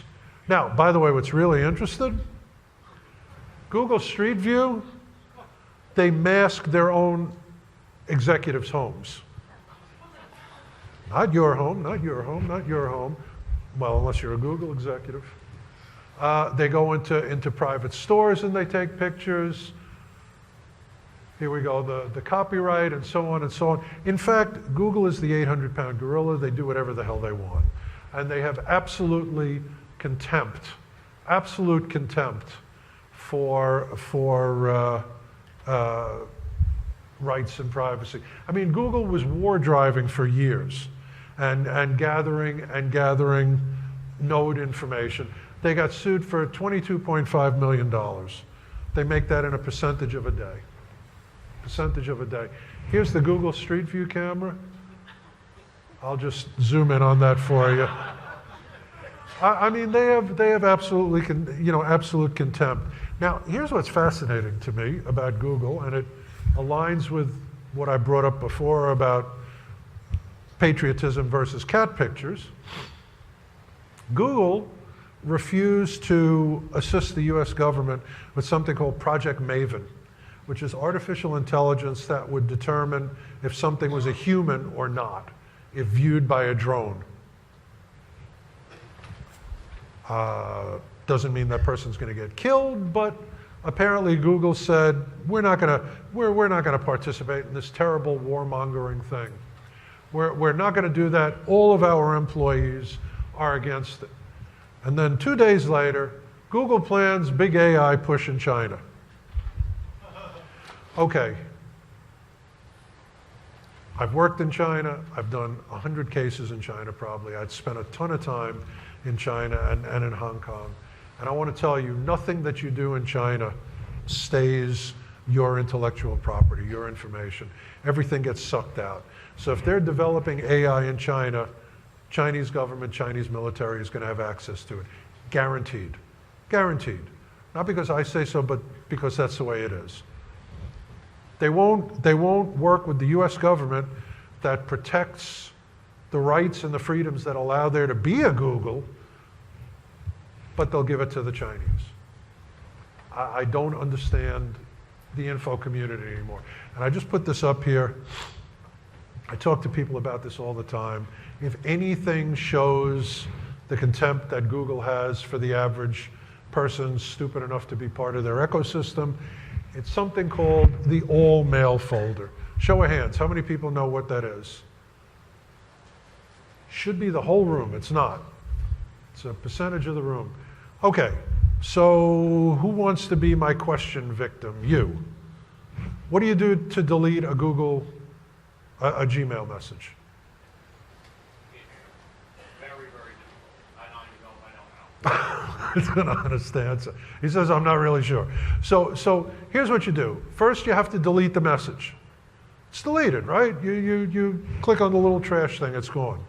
No, it's not. It's sitting in your trash for eternity. You have to go into the trash and empty your trash. Now it's gone, right? No. It goes into your all mail folder. There's a folder which is not immediately visible when you're using Google. That's called the all mail folder. So you delete the message, it's not deleted, it's in trash. You go to trash and you delete it, and it's not deleted. It goes to a secret folder you don't know about. And by the way, which in some versions of the Google app is not even visible to you. You have to go on a desktop, log into Google. Because they don't want you deleting your stuff. I'm not even going to go into that. Okay. I don't know how to stop that from playing, so let me just say that was Eric Schmidt. I didn't realize I was still in that. Hold on, let me see if I can kill this. Aha, okay. So here's what Eric Schmidt actually said. He said, we know where you go, we know where you're going to go, we can predict the future, we've got at least 14 photos of everybody, and at the end of it he says everyone should have a chance to change their name. If you don't like all this information we've gathered about you, everybody should have a chance to change their name. My personal preference, there should be regulation on Google. Everything that you get from Google is pretty much, except for Google Voice, which is super cheap, is free. Why? Because they want to be an ad agency. They sell you stuff. Them and Facebook, this is the bulk of their revenue stream, knowing about you and selling you stuff. All right. There are companies who do nothing but find out about your likes and your desires, separate from Google and separate from Facebook. Now, a couple of things you should know. Number one, these people are very, very secretive. Number two, every time that you dial an 800 number or go to a helpline or interact with a company in any way where you announce who you are and give a point of contact, it goes to these people. And they build day after day, year after year, decade after decade, marketing profiles of you. How many people here have heard of Axiom? Wow. About half the room. How many people here have heard of Information USA, Info USA? Less people. They're also a giant marketing company. Third thing you need to know is Facebook, Google, and these marketing companies interact. They all buy info from each other and they enhance their own records. Every subscription, every toll-free phone call, every product survey, every registration, all your credit card activity, every login, every website visit, et cetera, et cetera, et cetera. They gather your likes, your dislikes, your habits, your hobbies, your religion, your politics, not because they're trying to be Big Brother, but because they want to sell you stuff. They want to put ads in front of the right people. They want to get return. Here's an example that I tell people. Even the magazines that you subscribe to, or the websites that you visit, if you visit the digital versions of these, tell me everything there is to know about you. What sports you like, what religion you are, what politics you believe in. If I watch your reading and your browsing habits for just a month, I own you. I know everything about you. Marketing lists are prepared that are ridiculous. These are lists of people who owe money, caught in a pickle. Credit amigos. Credit amigos are Hispanic people who desperately need a loan. I think that's a pretty insensitive list name, but never mind. This is from 2002. This is a marketing list of suckers. This is something called Astrology Success. Most of you can't see it. I'm going to read it to you. Astrology Success customers have responded to a direct mail solicitation offering angelic intervention as a means of achieving financial and personal success. Pay me money, and I will have an angel intervene on your behalf.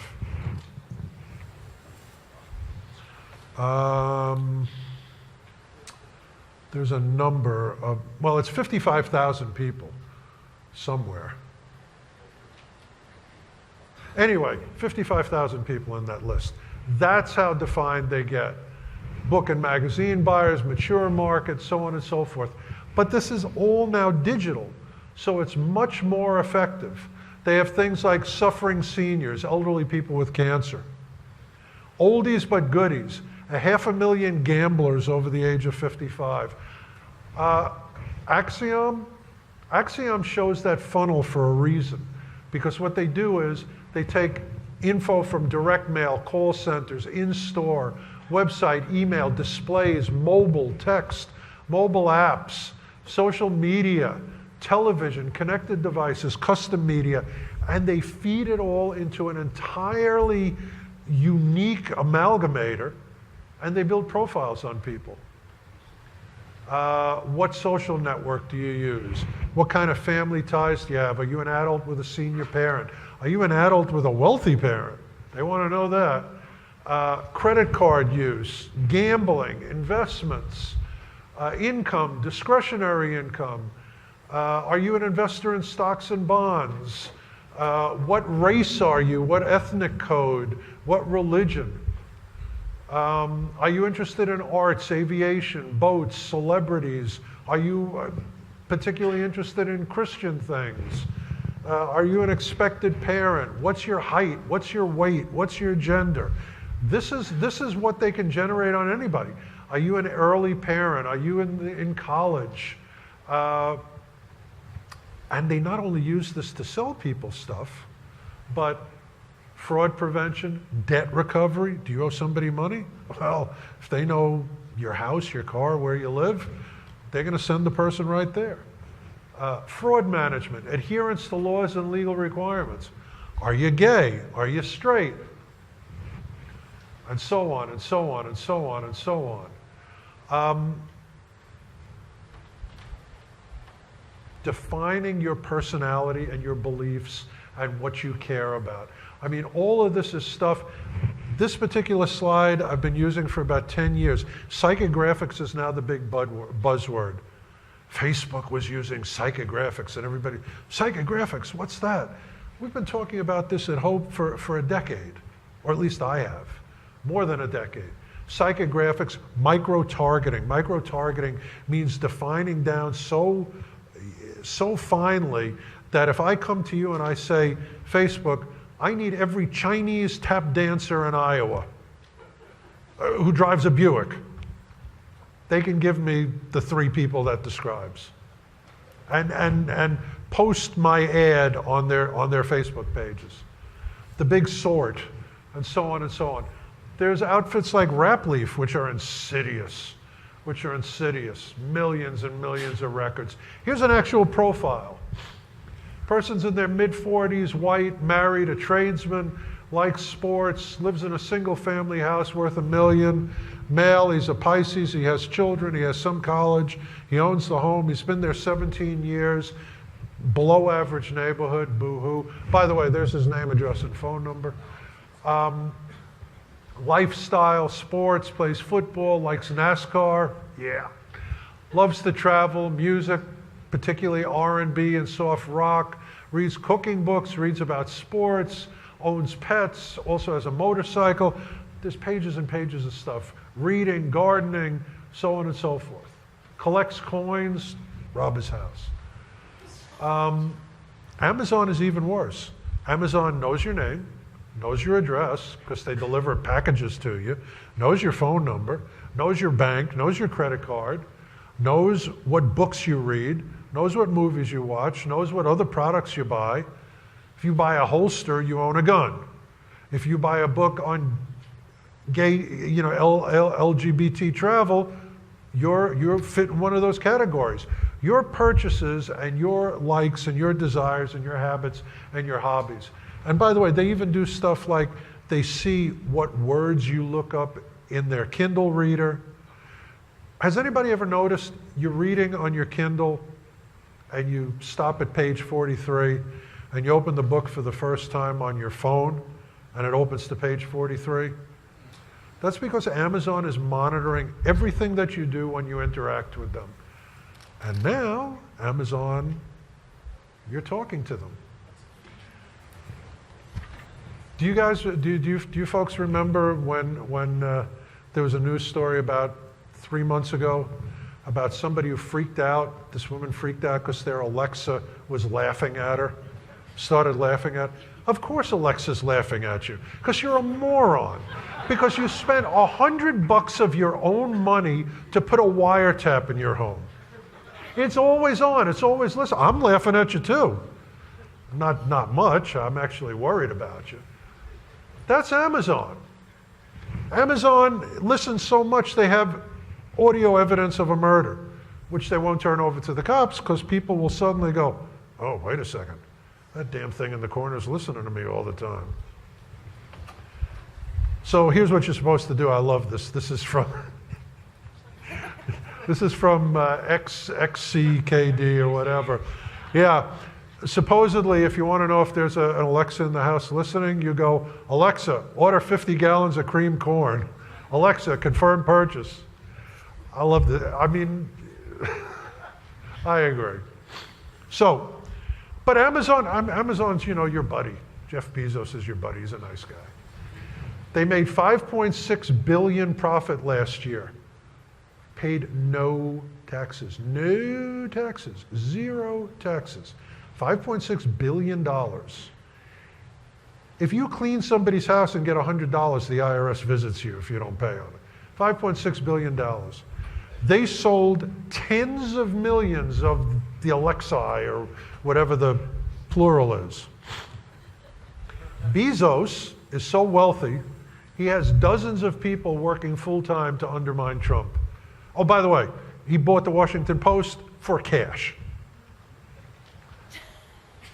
That's why Alexa's laughing at you.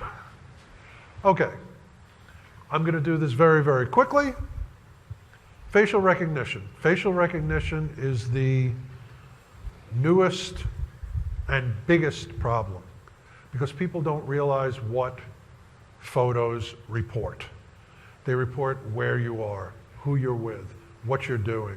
If you're wearing a certain type of shirt, if you're holding a certain object in your hand. Are you holding a Pepsi? They're going to sell you Pepsi. Are you holding a firearm? You own firearms. Are you holding a vote Trump sign? You're a Trump supporter, et cetera, et cetera, et cetera. All of this is analyzed.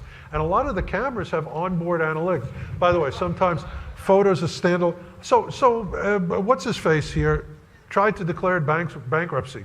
And he told the judge, bankruptcy court judge or referee or whatever, I have no money. And then he posed with stacks of $100 bills spelling out the word broke. So he had problems. So here's a couple of gangbanger idiots from Brooklyn. Yeah, Brooklyn. I'm from Brooklyn. Still from Brooklyn. They stole, how many people here, here's a question for the crowd. How many people knew that there's something called Balmain jeans that sell for $1,500 each? One person? Do you own a pair? Oh, now you, I can see you. I know who you are. I saw you raise your hand. This guy is buying it right there, like 1, 2, 3, 4, about 12 rows back, couple of seats, and he's buying everybody drinks tonight. So, anyway, these gangbangers pulled out guns, stole these $1,500 jeans. And then, of course, just to be considerate, they posed wearing the jeans with the gun stuck in their pants. Okay, so that's why. Here's a nice guy from Germany. You know, sometimes the photo pretty much tells you everything you need to know. This is what happens when the Joker got arrested, and so on and so on. But facial recognition is really a thing now. Every driver's license, biometric now in the U.S., every passport. And you know how Eric Schmidt said everybody should be able to change their name? You can't change your face. You can't change your face. Your cell phone number, your username, and your face are now effectively your digital social security numbers. The first thing I ask when I do an investigation is, give me a photo, give me their cell phone number. I own that person. I own that person. And it's because everybody contributes in such a way that their face, their cell phone, their browsing activity, their posts, everything, self-contributed and all linked together. I just want to put this up there. Even though I love my law enforcement colleagues, they're great. I work with them all the time. I do work for a lot of departments. Some of them are knuckleheads. This guy was posing for a mugshot in Harris County, Texas, Texas is one of the places where I have an office. Believe me, you're not in Brooklyn anymore. And he was smiling for the photo. And they said, quit smiling. He says, I always smile for my photos. And he kept smiling. So the deputies started choking him to stop him from smiling, and they didn't realize that the camera was continuing to click. That's him after they choked him a little bit. Now, by the way, both of the deputies are charged, and he's released, which is the correct outcome. But there's a reason for this. And they want to get the biometric identifiers. They want to get front face, right face, left face, three-quarter. And once you have about a dozen photos of somebody, you can identify all the rest of the photos in the universe, pretty much. Here's a great one. Russia, where internet browse you. So this was a thing that they did in Russia, matching public photos to VK. Here's the photo of the guy on the Moscow Metro, and they found his VK profile. Here's another guy on the Moscow Metro. I mean, it's Russia, so one of them had to have a bear, right? But anyway, so that's the guy, and so on and so forth. And it works real world. I mean, it's nailed Mossad members. Here's all the people who went and killed a Hamas guy in Dubai. Wearing a disguise doesn't work anymore. Wearing a disguise doesn't work anymore. Just a tiny bit of your face is enough. Photos can be enhanced, photos can be corrected. Google now has something called Google Brain, where they can correct. This is actual. From that to that, from that to that, so on and so forth. You wear a disguise. Well, let me tell you, if even those portions of your face are visible, good enough. They have something called a nose print now. Here's an actual upload to Facebook. Should I send this photo to Jen, Jillian, Lindsay, and Elena? Well, I guess you know them, don't you? Google Glass, tracking, more tracking, persistent tracking, just on a basis of facial recognition. This is, by the way, a 12-year-old video. Imagine what the technology is now. Items, landmarks, barcodes. I put this up in 2014 talking about ALPR, you know, for people's faces. This is a US military gadget designed so, and it's Wi-Fi or cellular connected, designed so if somebody's walking through a village, basically the troop can look at everybody in the village, and if it lights on somebody who's a wanted suspect or a known terrorist, they can grab them just walking down the main street of the village looking at everybody. Well, they do this right now in China. That's what they're doing in China. They have facial recognition equipped glasses. They also have the largest biometric database in the world already. But this is a facial recognition equipped glasses that they use in all the train stations, all the major bus hubs, all the airports. This is from a real surveillance camera in China, and I'll let you watch this. Just watch this for a second.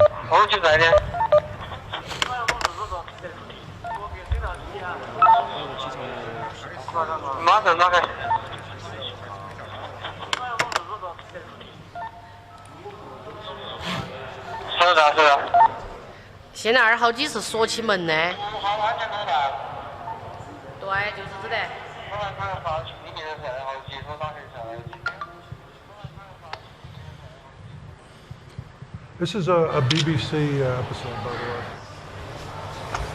Well, let's see how long it takes you to find me. Thank you very much. Let's go.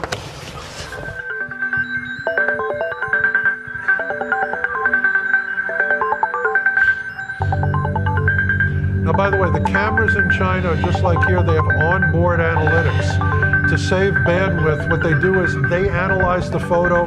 They return the photo to the mothership with the biometric identifiers already marked, which saves enormous computing power. Each camera is a computer. 我们可以追溯到说，出现每一张脸都可以对应说他的身份证，以及他所经过，比方说在过去1周，我们回溯他的行经路程，我们也做了像人和车的匹配。那同时在人上匹配还包括亲属关系匹配，然后是你经常接触人员之间匹配。就是当摄像机布到或者我们传感器布到一定密度的时候，其实我们会经常知道你跟谁经常在一起。 Well, here we are then. I've just got out of the car, close to the city centre, and for the purposes of this exercise, the plan is for me to start walking in the direction of the bus station. My image has already been flagged to the authorities as a suspect, and in theory, it should only be a matter of time.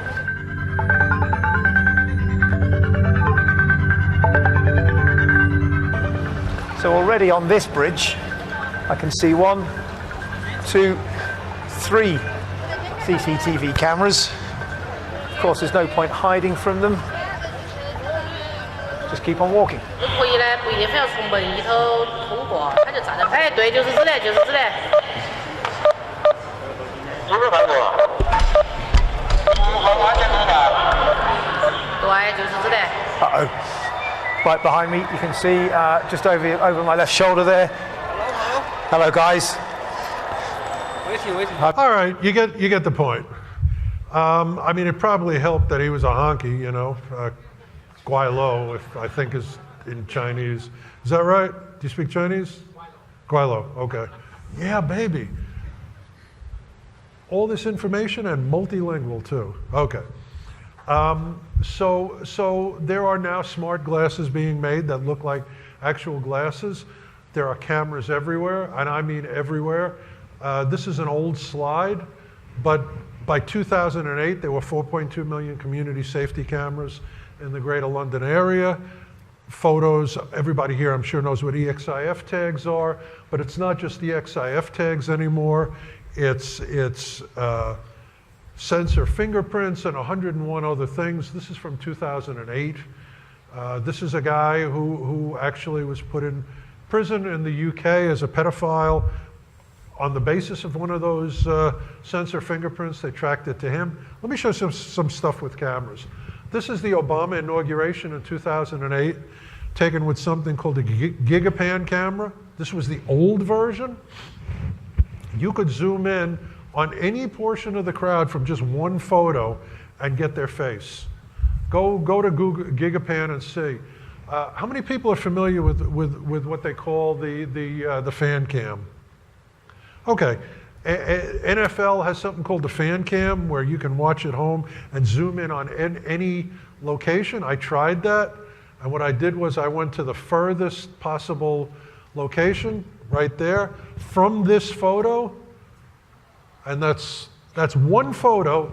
You can just go click, you got everybody's face in the whole studio. It's that good now.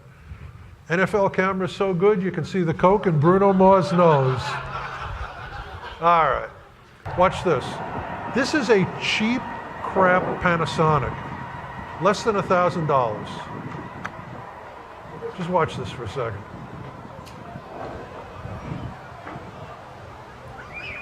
This is not a scam. I pulled this off of YouTube.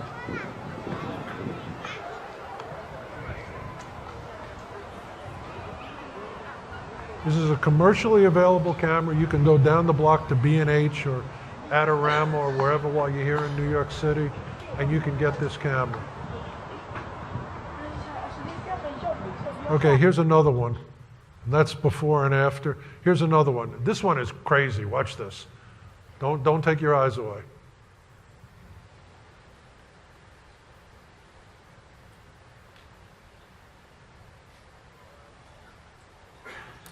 Yeah, huh?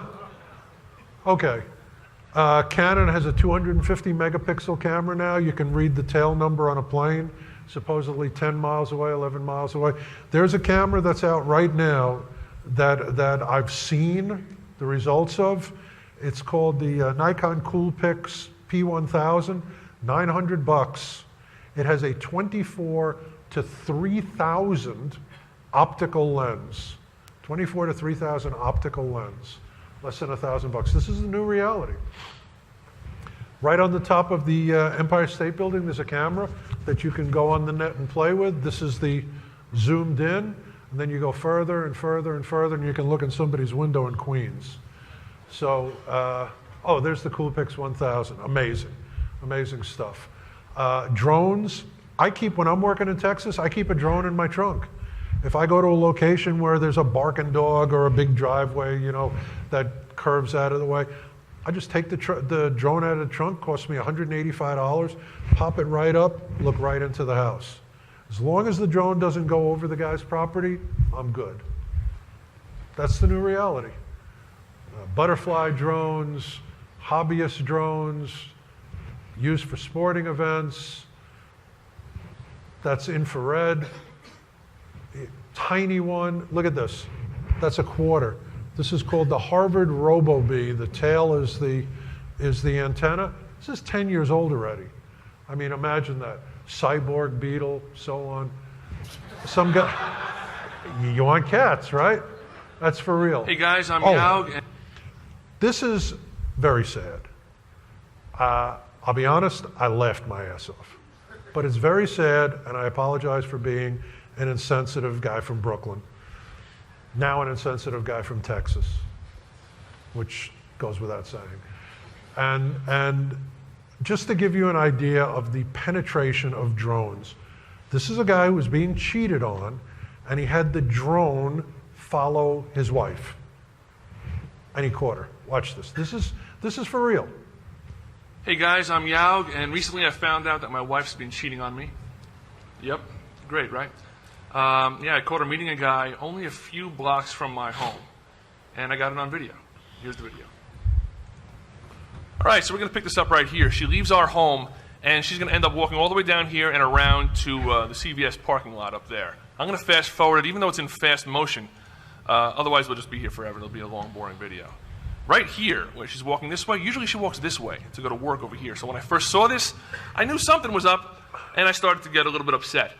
And sure enough, she was going to meet this sucker. And here she is waiting at the intersection, waiting at the light for what it seems like forever. And here she is taking her hair out. She's got to make herself look pretty. Got to make yourself look pretty for the guy you're about to cheat on your husband with, right? Yep. Make sure your hair is all nice. She's brushing her hair. I don't even know what she's doing. She's making her hair. She's pulling her hair out, making sure it looks all nice for this sucker.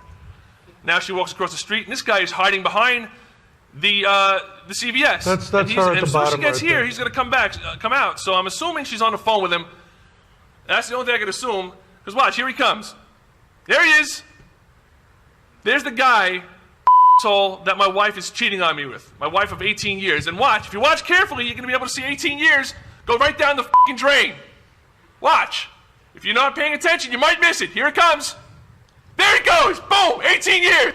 Okay, anyway, believe it or not, he got back together with her. No, there's a whole story about this poor guy on the internet. He's a better guy than I am. Well, I don't know, 18 years. No, I would have killed her anyway. Anyway, so you have all of this. No, I wouldn't have. I'm a romantic guy.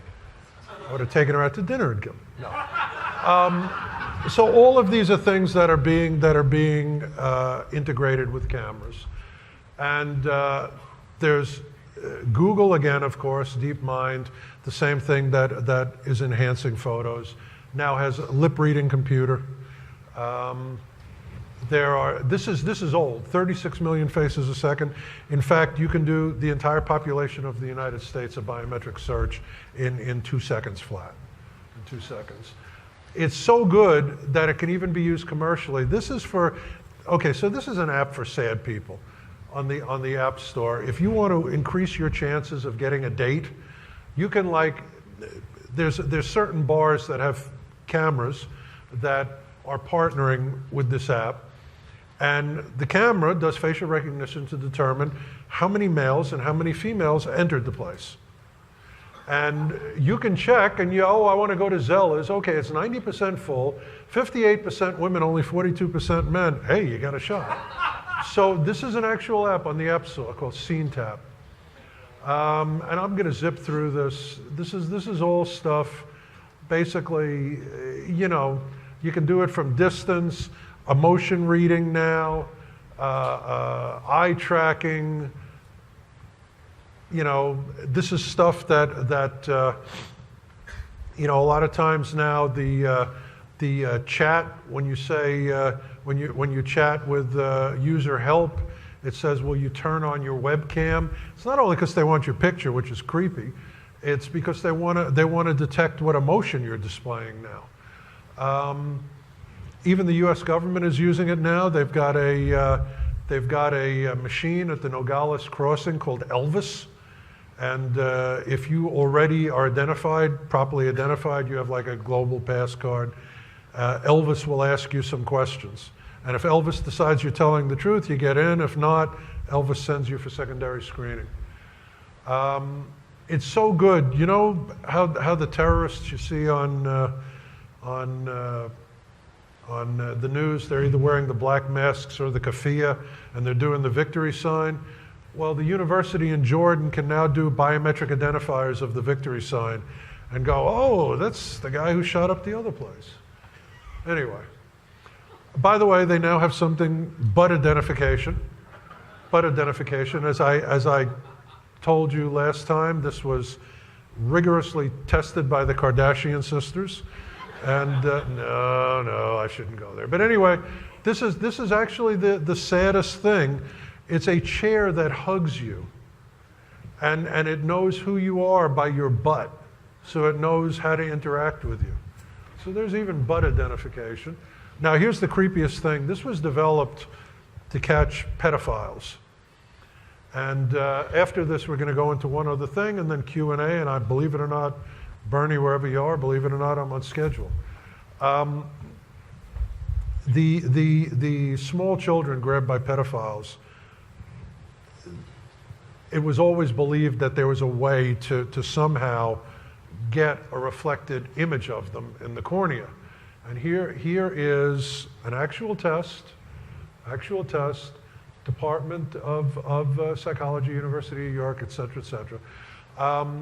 Here is a corneal reflection, that's the actual guy. That reflection, actual guy. Watch this.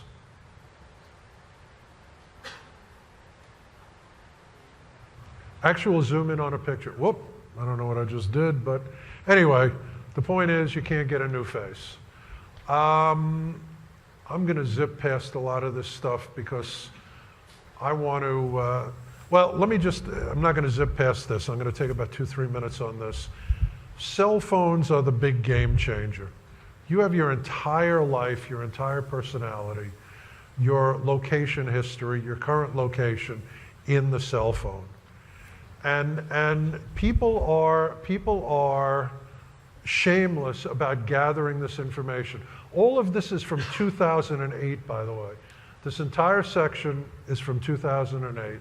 I put it up there. Not much has changed in terms of the danger to you, but when you're thinking about what Mr. Snowden really revealed, think about this. And all of this is from 2008.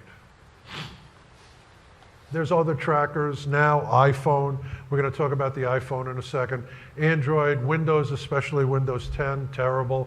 Anytime your identity is known or verified. I don't know how many of you people saw the Polar Fitness app a couple of weeks ago. Apparently, they found hundreds of people in the military who were using it. They were able to identify people who were at the NSA. They were able to identify people working at Guantanamo from their Polar apps. Tracking in cars, getting people to sign releases to track things like acceleration, location.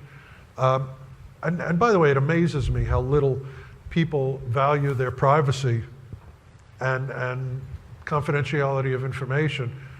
Mitsubishi is paying for this with free cups of coffee when you go to a Mitsubishi dealership. But how many people remember the test at Cambridge University where people gave up their email passwords for a candy bar? Anybody remember that? A couple of people. All right. Let's talk about, oh, it's out of order, rats. All right, we're going to zip through some of this. Again, it's all about money. It's all about pigeonholing people. These are old. I wanted to spend more time on this, but let's talk about apps, for example. 45% of all apps report location. More than half of apps' terms of service authorize access to camera and or address book and or microphone, remembered Wi-Fi. There's the famous flashlight app. All it did was it made your phone glow brightly. So you could use it as a flashlight, and it gave access to your microphone, to your address book, and to your location. That's how it made its money.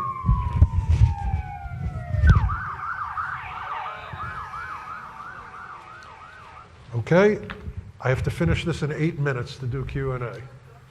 Okay, here's the flashlight app, location, camera, phone calls, and so on. Let me zip to some, Uber.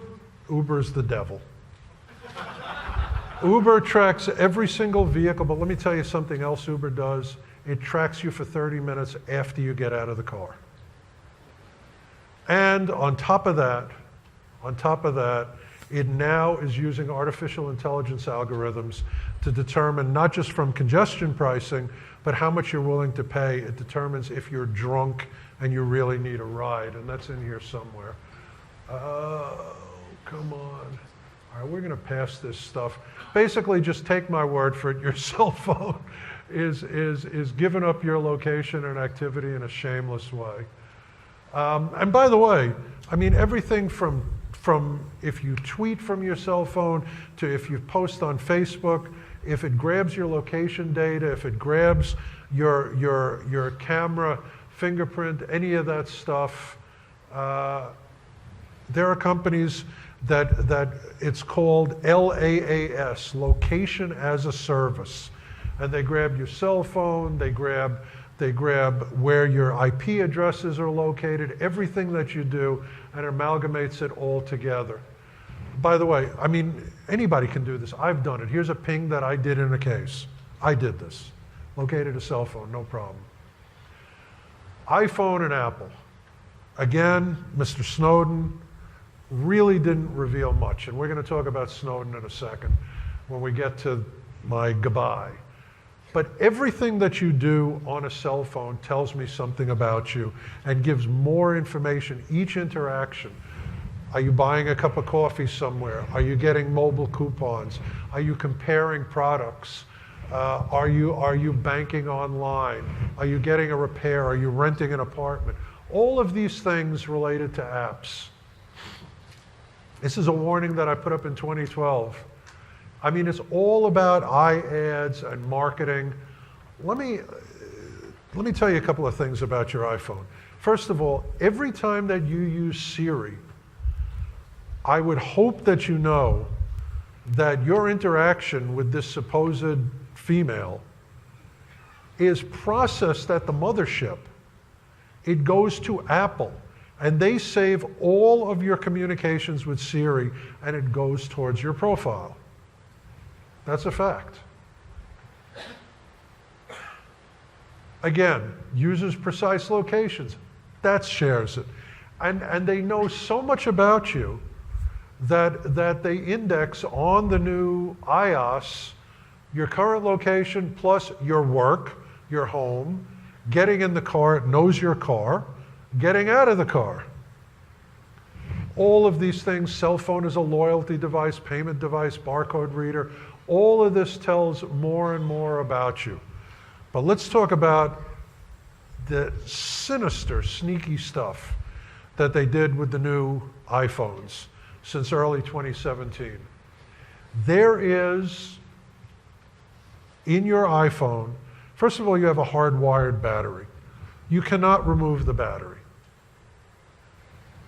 That's the only reliable way to turn off a cell phone. Most people, 86% of all people, never turn off their cell phone ever. Approximately the same percentage of people have their cell phone within 10 feet of them at all times. They go into the bathroom, cell phone's there. Take a shower, cell phone's there. Go to bed, it's on the nighttime table. Wherever your cell phone is and whatever your cell phone is doing, you're doing. So let's talk about hardwired battery, removed earphone jack, and auto-on Wi-Fi and Bluetooth. Here is, a couple of days ago, I took a screenshot of it, from the Apple website. This is the tech specs of the iPhone X. Tracks your location with GPS, GLONASS, which is the Russian satellite system, equivalent to GPS, Galileo, which is Europe, and by the way, which is much, much better than GPS. I mean, Galileo can pretty much tell where you're sitting in a restaurant, pretty much. And QZSS, which I forget where that system is. Plus it uses a digital compass. Plus it uses your proximity to Wi-Fi nodes through signal strength, and it knows where the Wi-Fi node is. If you don't believe that every single Wi-Fi node is mapped, go to something called wiggle.net. And iBeacon microlocation, and there's millions of these iBeacons being activated, plus cellular, which tells me distance from a cell tower. Now, here is, from the Apple website, the ports on an iPhone. What's missing? The headphone jack. Why do they no longer have a headphone jack? I mean, wired earphones are a good thing. Who wants to spend hundreds of dollars for Bluetooth earphones, which always crap out anyway, and you're stuck in your ears and whatever? Why is there no earphone jack? Well, and by the way, they tell you, oh, this is for your benefit. No, it's always for your benefit. No more tangled cords, finally untangled. AirPods. Well, I'll tell you why. Because Bluetooth reports location. Bluetooth aids in location accuracy, and so does Wi-Fi. So they took care of the Bluetooth problem by forcing you to have the Bluetooth on all the time if you're going to use the phone. Unless you're going to hold it to your ear, which the cool kids don't do. They want headphones. So now you have to have your Bluetooth on all the time. Wi-Fi, if you turn off your Wi-Fi now in the new iOS, it turns it on again. Bluetooth also, by the way, it turns it on again automatically. You turn off Wi-Fi, it's back on again tomorrow morning. It automatically turns it on, unless you go into the settings app and turn it off. So they've hardwired the battery, so you can't remove the battery.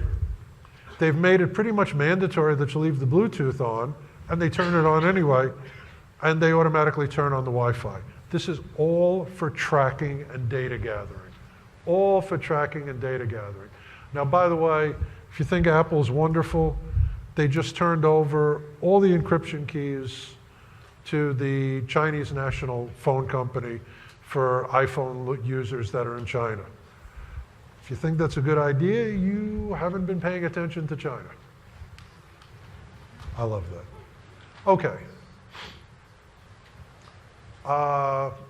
This is the last thing I'm going to talk about, this or IoT. All right, I have 5 minutes left before Q&A. So let me do this quickly. Let me just say that if you believe that you can anonymously surf the internet or use any digital device anonymously, you are substantially wrong. Everything from the language that you use can be used to fingerprint you, the device that you use, the browser that you use. Your machine has a fingerprint. And there are companies that make their money from fingerprinting data. This is the famous example. Somebody took anonymous browsing data for somebody who used, among other search terms, 60-year-old single man, landscapers in Lyburn, Georgia, Shadow Lake subdivision, Arnold, and dog that urinates on everything. And some reporters said, well, let's see if this is really anonymous data. So they went to the Shadow Lake subdivision in Lyburn, Georgia, found a woman named Arnold, who's approximately 60 years old, who in fact has a dog that urinates on everything. You are what you Google. You're not anonymous. Show of hands, how many people have Googled their own name? Everybody in the room, put your hands down. How many of you have Googled your own address?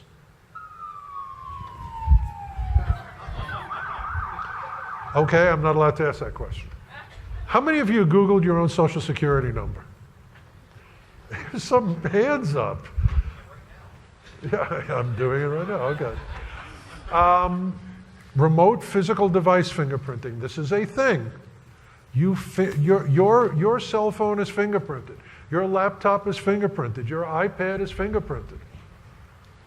Go to Panopticlick. This is a great website. It'll look at your browser and it'll tell you all the absolutely unique things on it, which include cookies, browsing history, download history, embedded graphics, micro pages, and it's also what fonts you have installed, what plugins you have installed.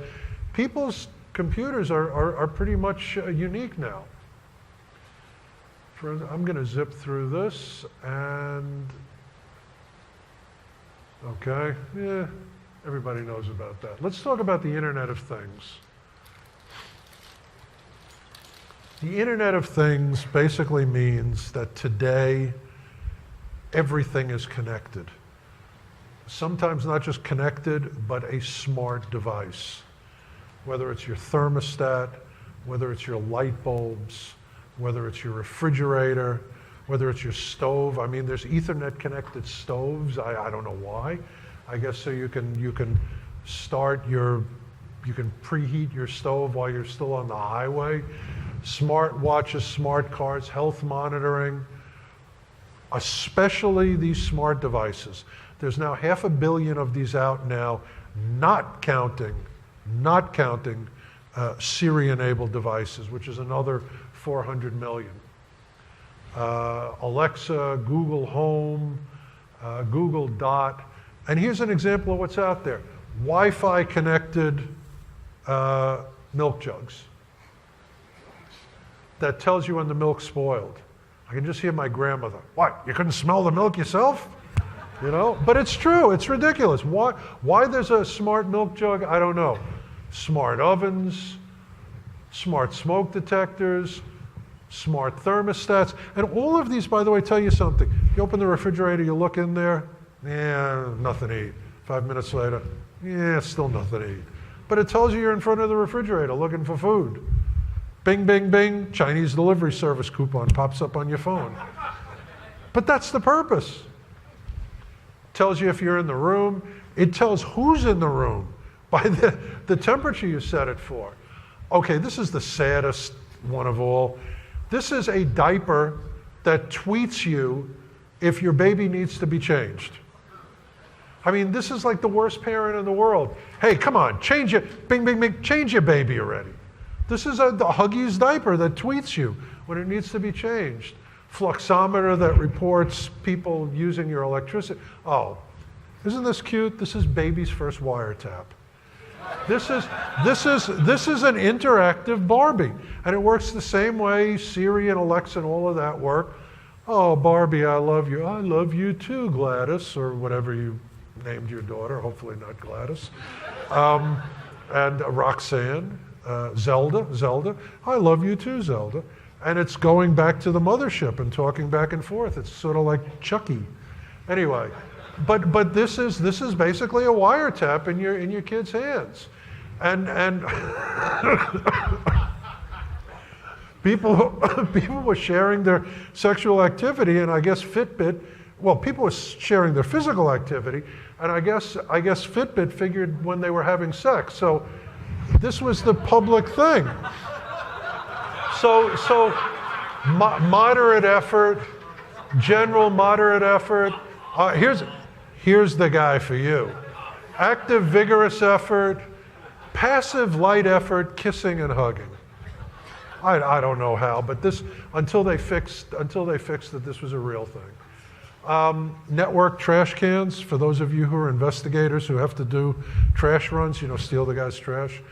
This'll tell you when the trash can is full. Here's the chair that hugs you. Okay. Speaking to a room full of hackers, I can't even imagine the fun you would have in hacking that. I don't know what you would do. I don't want to know, but why do you need a Wi-Fi rectal thermometer? Who are you sharing this with?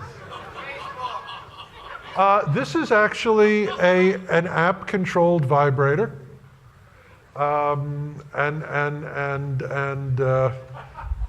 Never mind.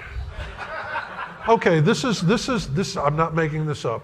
This is a smart mattress that reports to you if it's being used while you're not there, in case somebody's cheating. Mattress is being used. Smart mattress will warn you. These are screenshots I took from a commercial. By the way, it has a speedometer. Intensity and impact per minute. Your partner isn't faithful, at least your mattress is. Okay, this I kind of get. Facebook wants to be your internet of okay. Why Wi-Fi light bulbs? Small reason, because if you have a smart home, you want to be able to say, Alexa, turn on the light. And it Wi-Fi's the light, and the light goes on. But the real reason, since about half of these light bulbs are now being made with microphones, is because you may not have a thermostat in every room. You may not have a refrigerator in every room. I hope you don't have a rectal thermometer in every room. But you definitely have a light bulb in every room. That's why. By the way, really good book. I read the published version, Abusing the Internet of Things. Fun for all generations. How many people here have used Shodan? Amazing. So much fun. So much fun. The problem with these IoT devices, especially the cameras, is nobody changes the default passwords. It's all like admin, or admin 12345 or whatever. You can look up what it is for every device. So unfortunately, here's a picture of some kid asleep. Here's somebody waiting in a doctor's office, taking a baby to the crib. By the way, all their faces were shown. I put those squares up. And so on and so forth. Smart TVs. Just so you know, Amazon said it's sold tens of millions of Alexa. Google Assistant is now available on 400 million devices. Siri is on potentially every iOS device. Now, I'm going to do this as quickly as I can.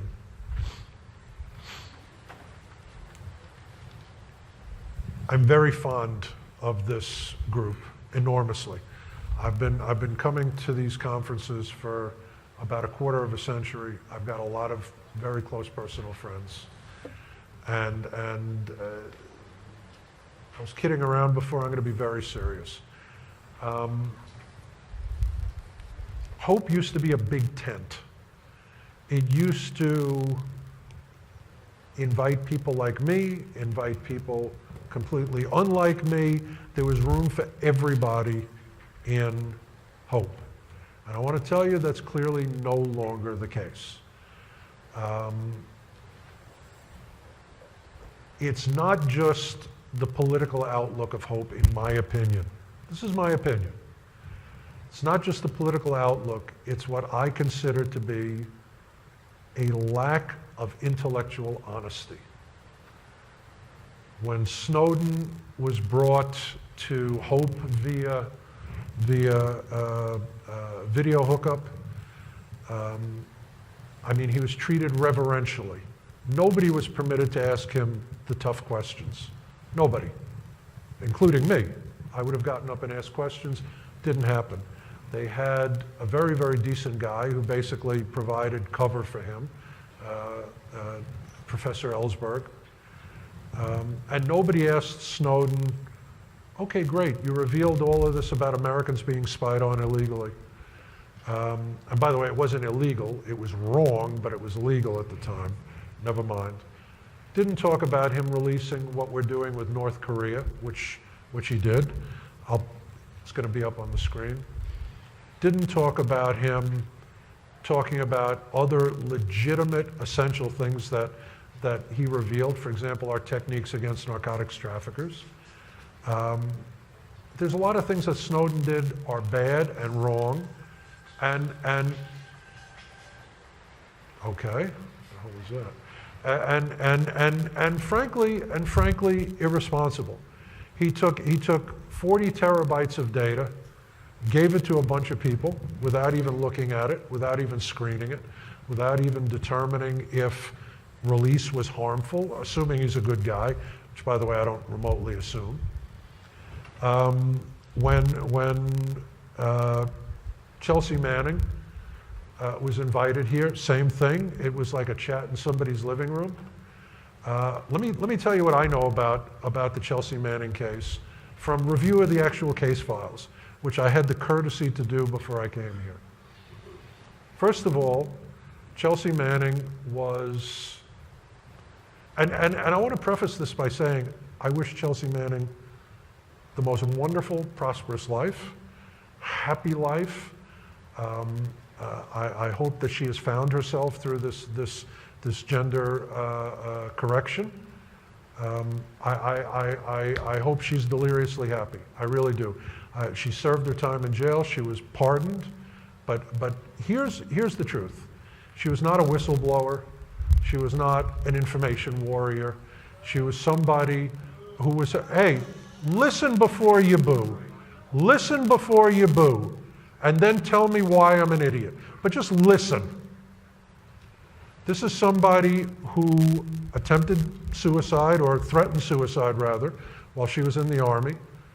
Her sergeant took the bolt out of her gun, out of her M16, because they believed that she was a danger to herself. There was a fight with another soldier, a female, where they came in and found the female had pinned her down. Here's the problem. The problem is, I think that people reflexively say, you know what?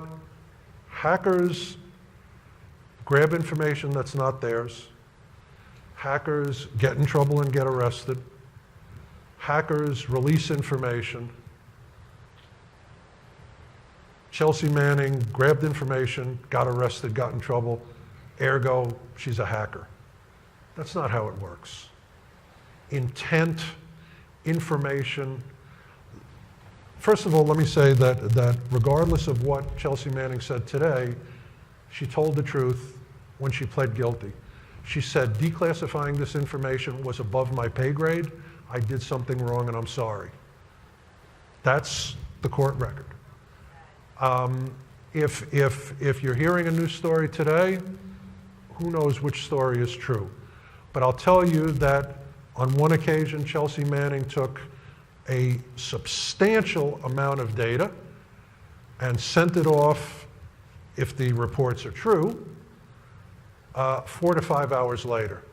Nobody can read 50,000 documents in 4 or 5 hours. Nobody can do that. You don't take information that's classified and just decide you're going to send it off. You don't do that. You don't endanger agents, you don't endanger troops, you don't endanger other people. This is not a hacker. This is not a hacker. By that line of thinking, a guy who breaks into a house, well, a locksmith goes into a house without a key, a burglar goes into a house without a key. Therefore, the burglar is a locksmith. That's not how it works. You have to look at the totality of the situation. That's my feeling. I think that Ms. Manning should have been allowed to speak in an environment where there was critical analysis. I was speaking to somebody very, very active in the Hope Conference who said, they took the bolt out of the gun? There were emotional problems? I never heard any of that. That should have been discussed before Ms. Manning. You should have had a picture of who Ms. Manning was, the totality, but especially who this person was at the time that she took, 5 minutes, at the time that she took the information. That's not what hackers do. Hackers look at the situation with intellectual honesty, and I don't believe that happened with Snowden. I don't believe that happened with Manning, and I'll add something about Assange. Assange was the darling of Hope until Assange released the information that helped cause Hillary Clinton to lose. Now let me tell you, of all the 3 people that I mentioned, Snowden, Manning, and Assange, who's probably a creep, was the closest to what you and I would consider a real hacker. This is somebody who took information and released it. Information that helped people make informed decisions, gave them the background information on what the Democratic Party was doing that they would have never gotten any other way. Found out about how Bernie was being submarined, found out about the deals that were made, the questions being slipped to Hillary Clinton before debates. That I can get behind. Let me know who I'm voting for.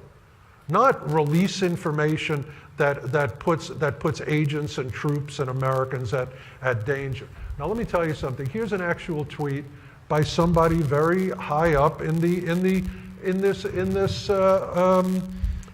association. Let's do what they're doing in London. Let's put up the Trump blimp. Here's another one. Seriously, G7 countries, make it the G6. History will judge you kindly. Destroy him is Trump in this contest. Destroy him from the outside, we will destroy him from the inside. I'm sorry. I have a problem with this. 2 minutes. Okay. Finally, since I have 2 minutes, I want to tell you something. It is no secret that I'm a Jewish person, that I'm a supporter of Israel. I think that Jewish people right now are in big trouble. They're in danger in a lot of places. They're being attacked in the streets in Europe. They're being demonized if they support Israel in America. And there's a movement in the hacker community, and I didn't put it up because I'm a nice guy. There's a bunch of other stuff that I wanted to put up. By the way, here's Snowden releasing the North Korea information, which nobody talks about. I cannot continue to be the Jewish and the conservative, let's say, human shield for this type of conduct. Can I get 1 or 2 questions? Because there's, okay, let me get 1 or 2 questions because there's obviously some people who are angry at what I'm saying, and take your best shot. Oh. And I can't even see, but go ahead. Please, go ahead. Okay. And I'm sorry I rushed this. I wanted to say it in a much more coherent way. So maybe you'll ask a question that allows me to say something. I did have a question. Okay. I don't share your politics, but I respect you, and I'm going to miss your presentations here.